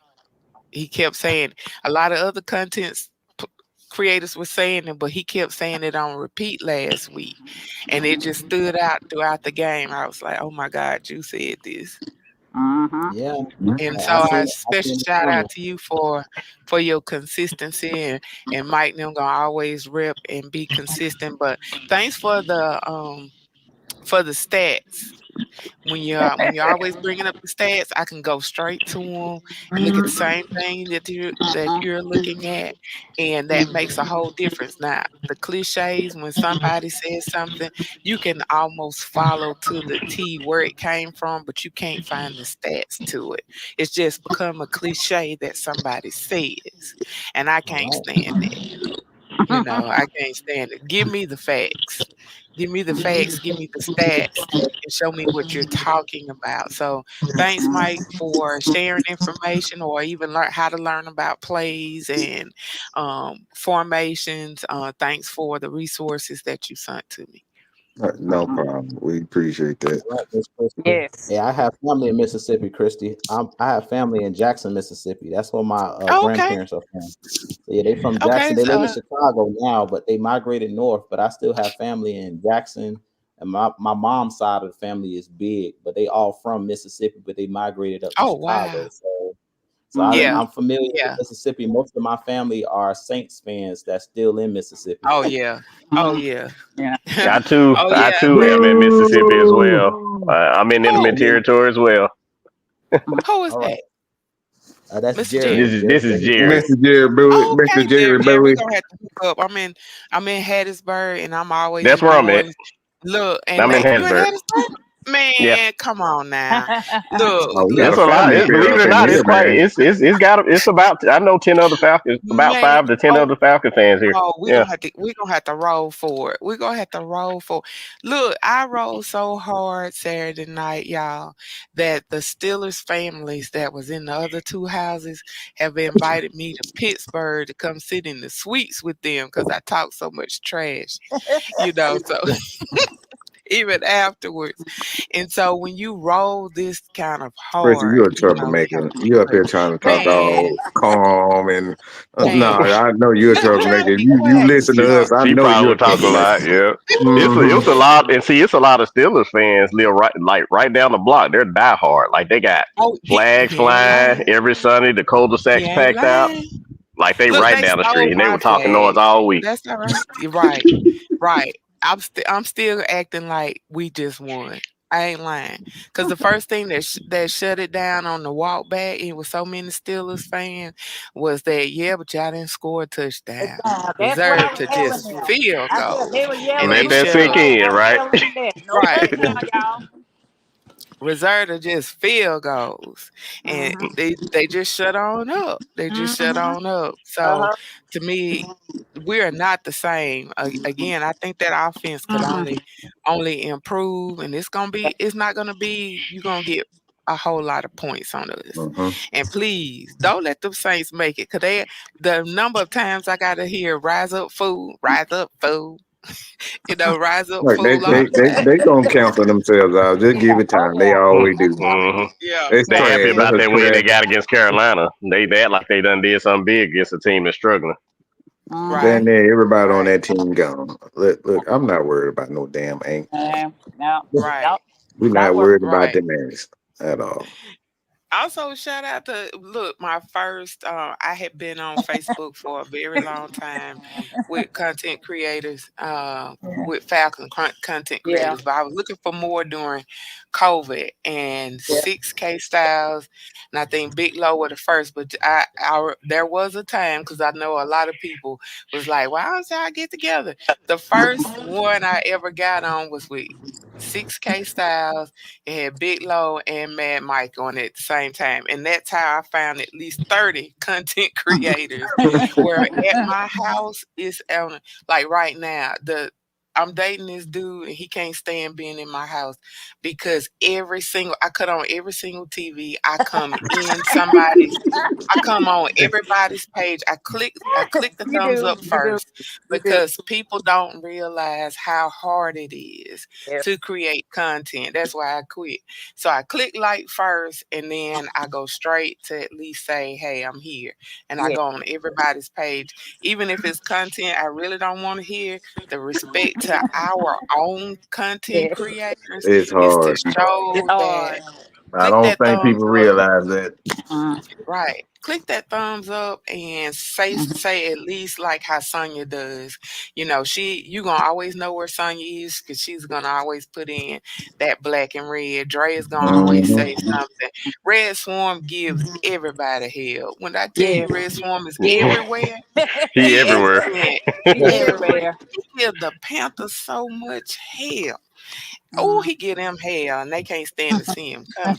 But I always click like when I come in. I always try to say something and I put you on every TV. AFN is on every TV usually. And it keeps my adult children out of my house. They can't stand it. And I cut it up. And so they can't stand it. They can't stand that on every TV that this is what's on and you can't touch my TV. I remove my I remotes love are it. all on my phone, so you can't change the channels. You can't change the channels. Mhm. All the echoes and everything got a YouTube and it's got a content creator on it. So if you don't want to hear football, then get out. You gotta go. And Yeah. so they don't unwanted guests you know is it not there? So thank y'all so Mhm. much for sharing that. Shout out to Miss Pam. Miss Pam is everywhere. Hey. I can't wait, The lady, CC. the Can't ladies wait. be everywhere, and I can't. When she launch her page, it's gonna be something else. So shout out to Miss Pam for being everywhere. I wish somebody would show some content on how to travel. When you come to I Atlanta, need to start this is that. how you travel. Yeah, because people were amazed at how do you get into 100 seats and when do you start watching? I said prior to when they announced um when they announced the schedule, I get started then and then I scope out all the hotels, especially when traveling for work. Yes. I scope out everything and what's the difference between the hotel and the Airbnbs and the proximity. Can I walk? Can I walk in? Can I bring my own food? I'm real cheap and budget friendly on that one. But Oh that's yeah. how I get a chance to go to more games. Yeah. Is that like right now I'm thinking of next year. I already know what games I'm going to this year, including I rented an Airbnb for the Super Bowl. I'm gonna be in New Orleans. I'm being red and black Hey. for show. I might And crash your so Airbnb. I might crash it if look, they make it. I got half of a shotgun house. Look, they renting them Ain't out. gonna You hear matter. me? Look, they are renting them out. And that right now there are no rooms from Hattiesburg. The closest rooms are here in Hattiesburg and Gulfport. In Wow. Gulfport right now. So Mhm. that's actually quite sold out. But hey, I'm gonna be in black and red down at the Super Bowl Yeah. and I'm gonna be in New Orleans for our game. I'm always in New Orleans for our game. And so at I least those definitely two gotta look you games. up there because I'm gonna Oh, be there too. okay. Yeah, I'm Yeah. always in New Orleans for our game. I'm actually there for 2 or 3 days because aggravating family for a few days. So I'm that bird for real. They like, here come that damn bird. So I'm that bird for real when I show up. So and they know it, and I'm all over. And look, some people say you don't be all over New Orleans. I be in the six, in the nine, uptown, on the West Bank. I be everywhere. I be under the Uh, bridge. I be everywhere in New Orleans. I'm Louisiana board, so I know exactly where I could go, and I'm usually everywhere I have no business being. So shout out to everybody, Jerry. Jerry, Yeah. you're gonna have to inbox me because we're gonna have to do this. I bought flags back if you didn't make it to the game. So look, Oh, I I got got some flags. I went. I didn't get. I'm not gonna get to go to none this year. But last year went to a few. As a matter of fact, a few of us went. Fans went, and we did a turnaround trip. We left. We left on the 4 o'clock, something like that, on the Sunday morning, and Oh got wow. there, hung out for a little while, went to the game, left immediately after, and got back home around 9 o'clock. Yeah. Wow. It's like a Yeah, y'all 5 hour did drive. that. Yeah, it's 5 hour Wow. Yep. drive. If you can beat Wow. traffic, if you can beat Yeah. traffic, then it's We didn't even go into the like we parked. I forgot where it was at, but where you get on the train, the MARTA. yeah, Yeah, Marta. yeah, get on Marta. the Yeah. martyr. Yeah, we didn't go Yeah, into the inner city. We got on the MARTA and rode all the way up under the stadium, and yeah, that's how we did it. and be on Yeah. the inside. Yup. Yes. But yeah, but All right, we man. was looking at this year, but it doesn't look feasible for me this year. So Yeah, well, I bought back the white flags to go with the other flags that we got last year. So Mhm. I bought back some extras if you want one. Mhm. cool. So That's nice of you. You said you live in Hattiesburg. We definitely have to I'm look right you up. here. I work here. I work here at USM. I'm a scientist here on campus. Oh Wow. well, yeah. Yeah. Well, I'm not that far from USM. I used to actually work part time over there in the scholarships office. Okay, okay, Yeah. Mhm. okay. I'm right here on campus. So we need to get rally these other fans then, cause Oh, for sure. Because there's I'm at least getting in the 5 or 6 long other range. ones here. I know Yeah. six other ones, but I met 4 additional ones on top of those 6 other fans. So they're Okay. around here. Mhm. Okay. Okay. We done See there, started a Jew? family You done reunion bought on us here, We Miss done together, Tanya. brought it Jew. together, Yeah, see, man. You I done done bought brought us a family together, reunion. Jew. I done started it. Miss Crystal Right. tried to trick me Yeah, into Drew thinking done that got we a was family shy. reunion out of there, man. Yeah, we got a family reunion. Family Miss Crystal tried to reunion. act shy. And then once I got her going, she tried to trick me and act like she was shy. But I knew it was gonna come out. But we done started a Look. family I reunion. know she Came ain't. on. Look, I know, no. I already knew she wasn't shy. I know Oh. people. As the She only be raising girl with hell. nothing Look, I see Only. her in the chat. I see her in in the the chat. She chat, be raising hell in the chat. And I can't I let was them doing make some it. heavy recruiting for Maggie. Get Christy. Get Oh, Christy. we look. We gonna get Oh you. yeah, We gonna get you Miss on. Maggie had already had told me, that sometimes that the time difference, I have to Yeah. figure out how to maneuver the Yeah. time difference, and sometimes I'm stuck here or on my way home from work. Y'all Yeah. be already on by the time I get in traffic to try to get home, and Yeah. so that's how I sort of miss out. But I'm gonna coordinate. I'm gonna get Yeah. it straight sooner or Oh later yeah. Oh, you to gonna hurry up. coordinate, Oh, man? you gonna Okay. get it Yeah, straight. coordinate a little bit.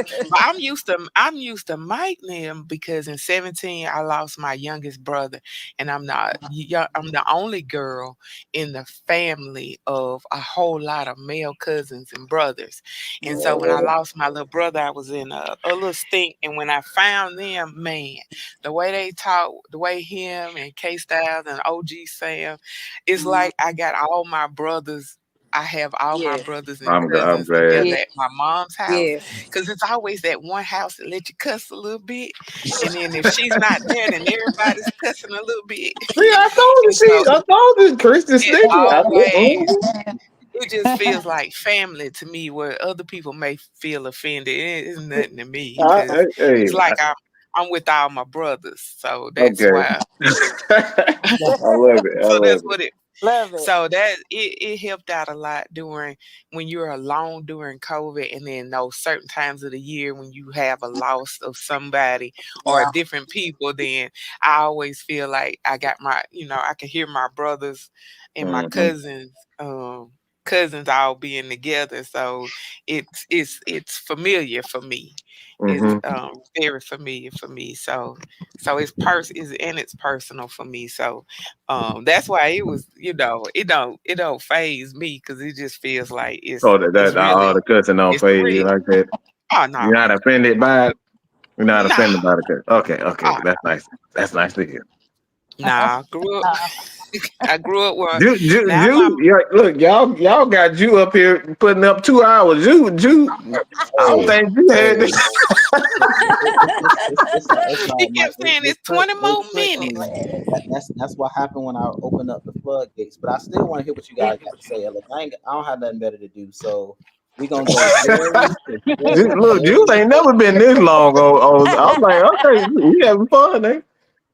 Well, Jew said Jerry 20 told more me what he minutes. think I got about the 30 more money. minutes. Anybody want to come on in? That's how it started. But I'm gonna Open the shut up floodgates, so so So So Jerry, we Miss love to hear Pam you can say talk, something, but Christy. You're it's doing the good. first time that I've been on, and I didn't know it Mm-hmm. was going to be that simple. So just Mhm. shout out to everybody. I'm gonna have to find me some avatars or something to go on. Mm-hmm. Yeah, Mm-hmm. yeah, yeah. All Nice. right, Jerry, give me what you got for this game. Miss Christie, I thank you for joining me. Now, don't be no stranger. Now that you just showed me Mm-hmm. that you Yeah, we got we on we we expecting you uh, tonight. We're expecting you Mhm. tonight. Expect So tonight at the don't Lady disappear on Bird. us. Right, right. Yeah. Jerry, what you So got for this game, Jerry? What you think about this uh, Philadelphia Eagles game? yeah, I did get a chance to actually check out that first game that Philly played in, and it looks like Saquon Barkley is definitely gonna be something they have to game plan for. They're gonna have to stop the run because I mean that's what Philly's gonna feed off of, Saquon Barkley. So definitely, I feel good about us being able to stop the run after watching. That's what we did to the running game for Pittsburgh. I have no doubt that they'll be able to game plan for that. I'm not concerned about the secondary any means when it comes to AJ Terrell. I feel like, as a DB in the NFL, there's no perfection. It's about how you return from that mistake and, having a short memory and all those things come into play. So I have no concerns about the defense. Now, I will say, I feel like the offense, what I saw in the other game and what they're going to have to do is they're going to have to definitely improve on their execution because I think the lack of reps in the preseason, and the reason why I say this is because we've seen this before with Arthur Smith where none of the starters really played in the preseason, and of course it took them a little time to kind of gel. I feel like that was our biggest problem in that opening season game, not having those reps, and we saw some mistakes and things that Kurt may have been a little rusty. Not running the play action, I don't know if they were just trying to get a feel for his first game, how it was going to work for him, and that was the advantage that the Steelers had because once again, him returning and being one of the only quarterbacks to return off of that soon off that kind of injury, nobody kind of knew how it was going to go. Probably even the coaching staff just trying to kind of monitor his situation to make sure that he's comfortable. So I feel like coming up in this Philly game, it's going to be different. They're going to, speed it up a little bit more. They're going to feel more comfortable. They're going to probably take more shots downfield because I asked this question while I watched that game. Why aren't we taking more shots downfield during the game? Because toward the end of the game, they know it's coming. And then there's a lot of, being predictable because, TJ Watt kind of knew when the run was there. He knew the cadence. He knew all that stuff. And being predictable like that gave them that advantage in the second half where the offense couldn't hardly do anything. So I feel like all of this is out there for them to see. And this coaching staff is going to make those adjustments. And on offense, they're going to be able to open up the play action with the run. And that's going to keep that defense honest.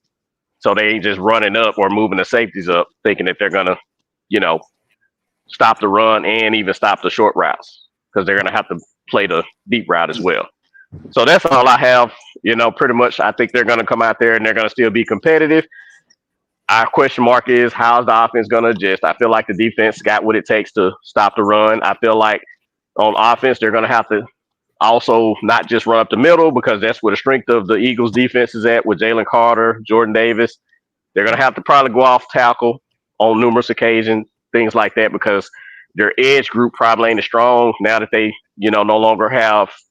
They traded away one of their guys to the Jets, and they still have the other guy, but I feel like a lot of those off tackles is going to be probably how they game plan the running game, in this game. So that is all I No, have. that's I'll let y'all go. I know we've been on for a while and everything. no, you're Thanks for fine, having me man. on. And You welcome back definitely I have to anytime. reach out to Miss Christy Lewis. Yes. Most definitely, y'all definitely reach out. Us Falcons fans got to stick together. So, man, I appreciate y'all joining me. Miss Auntie Pam, what you got for us? Um, all I got to say is to trust the process. I'm gonna have a lot to say on the show tonight.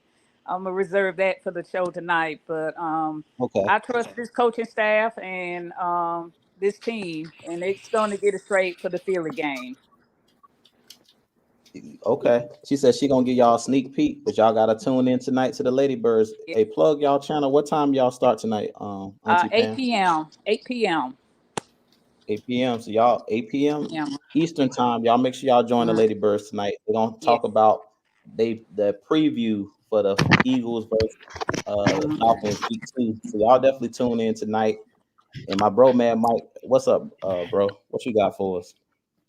I just want to say this, Christy. I did know I was scientific.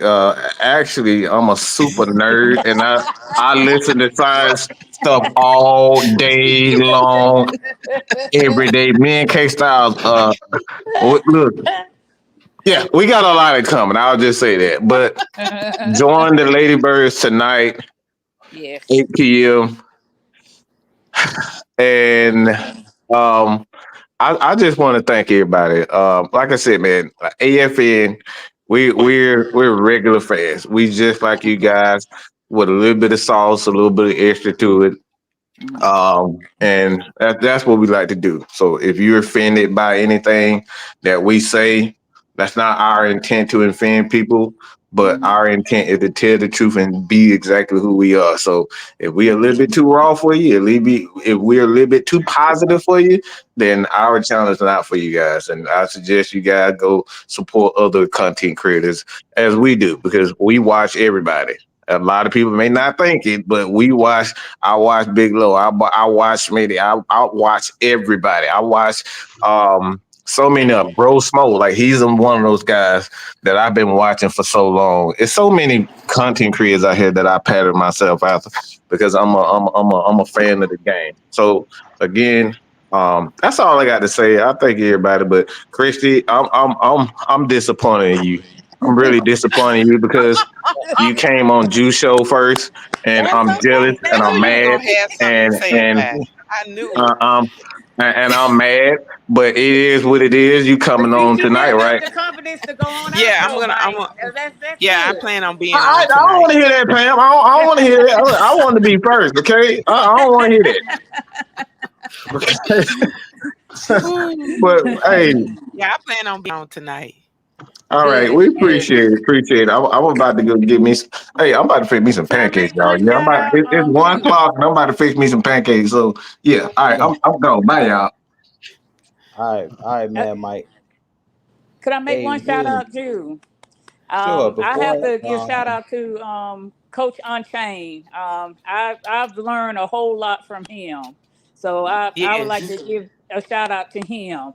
I mean, he broke yes. down the X's and O's and pretty much brought me up to speed on players and everything else. So I would like to say a special shout out to Coach Unchained.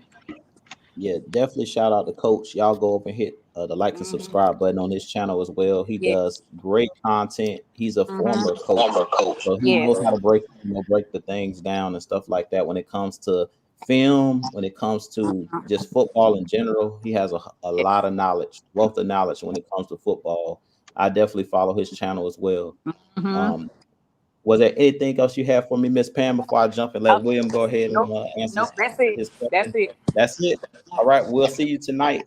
The Lady Birds, y'all check them out at 8 p.m. Eastern tonight. They're gonna be giving y'all the preview, the Falcons versus the Eagles. Yes. All right, Miss Pam. All right. Thank you, Auntie Pam, for joining Thank me. you. Thank you. Uh-huh. What's going on, Will? What's up, What's man? going What on, you got man? for us? Not much. What you got for us? Feel like, man, we ain't made no adjustments. Coach Raheem Morris didn't make any adjustments. First play get TJ Watt. I knew it was gonna be a problem with our right tackle with Caleb McGurky, so I knew TJ Watt was gonna go off. And moving forward, man, we got to have Zach Robinson with communicate with his players, man. I understand it's your first year being an office coordinator, but you got to have Kirk Cousins comfortable and center, not pistol formation. I understand that LA Rams did that, but Tom McVay, you got to switch it up. You got to use Tyler Algier more because he's our more running power back. You know what I'm saying? Get them tough yard situations and start using Drake London early and Darnell Mooney. I just feel like that pass protection got to be more better. And Drew Dahman, man, these low snaps, it got to stop. It got to stop, man. We can't afford to be having miscommunications on offensive line. The defense played well, but I just need AJ Terrell to they play sticky coverage more better.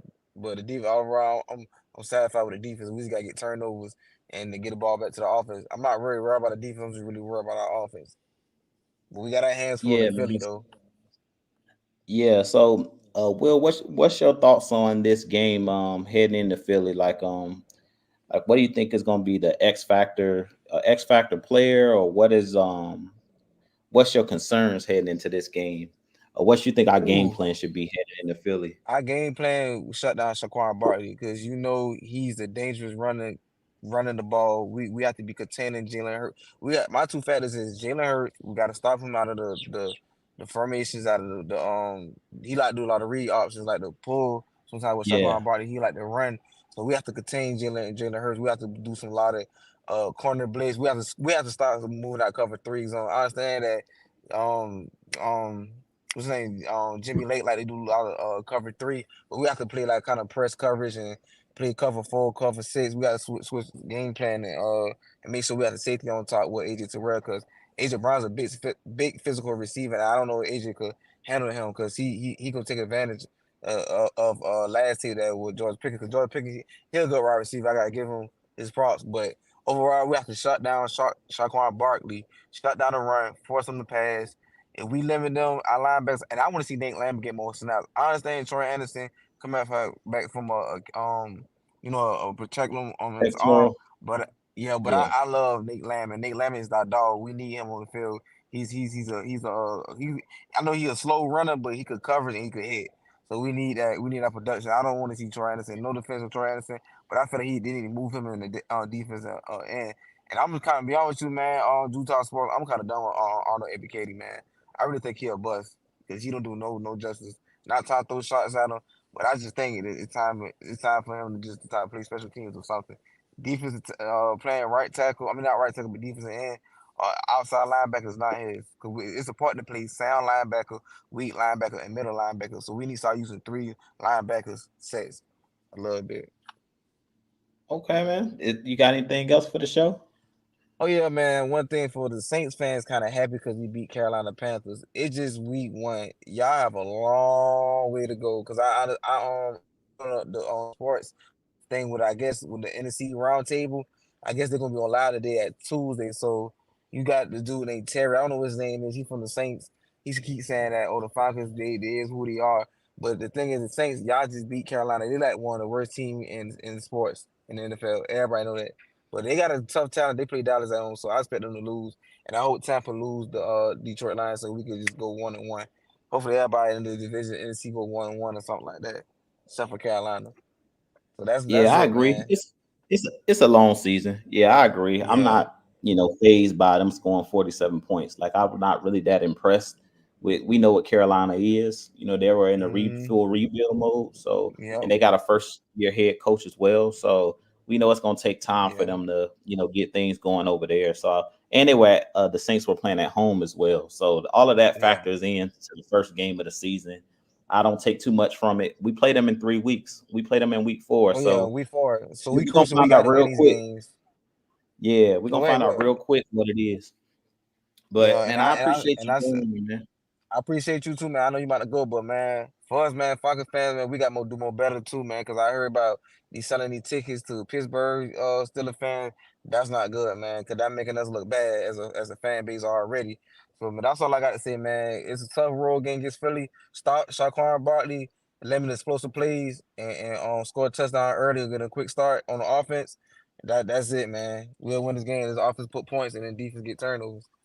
All right, man. Hey, I see you. I see if you be on Mad Mike Sports or any other sports, or you get back online. So hopefully we get this win yeah, in Monday night. Tough one, but we gotta get yeah, this win. yeah. We're All gonna. right, I man. think we'll be 1-1 when it's all said and done. But I definitely will be on tomorrow night. The heavy hitters will be on at 9 p.m. as we Okay. always are. So yeah, most definitely. Okay. So join us tomorrow night, man. But I appreciate you joining the channel. Like I said, you're welcome anytime. But Yes, I agree sir. with you. Shut the run off. If you shut the run off, I really think I like our chances. Yeah, and we gotta watch out for them screen plays because Shaquan Barkley he been killing Packers with them screen passes and them wheel routes. We gotta cover that. Them linebackers Yeah, gotta cover this game here. So we got our hands full. We're gonna yeah. take all So 11 and tackle him too. He a physical running too. So it's gonna take all 11 to put that hat on Shaquan Barkley. So yeah, we yeah, that's definitely all I got to gotta say, limit man. Saquon in this game. All right, Yeah, man. Well, got to. I appreciate you joining, man. With that Oh being yeah, for said, sure. I appreciate everybody in the chat for joining me for another edition of What's the Word, Dirty Bird.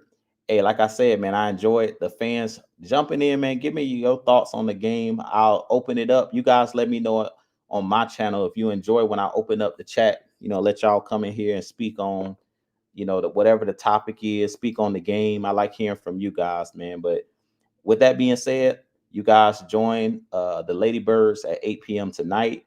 Tomorrow, the heavy hitters at 9 p.m. Eastern time. We'll be talking about our preview with the Falcons and Eagles, which is going to be Monday Night Football. So it should be very, very intriguing. I definitely think that this Falcons team, like I said, we have all the pieces. We just have to put it together. But I'm really excited heading into this Monday night game, this matchup. With that being said, I'll holler at you guys for always continuing to support the channel. Please hit that like button, hit that subscribe button. But with that being said, as always, Falcons Nation, rise up, be blessed. Peace.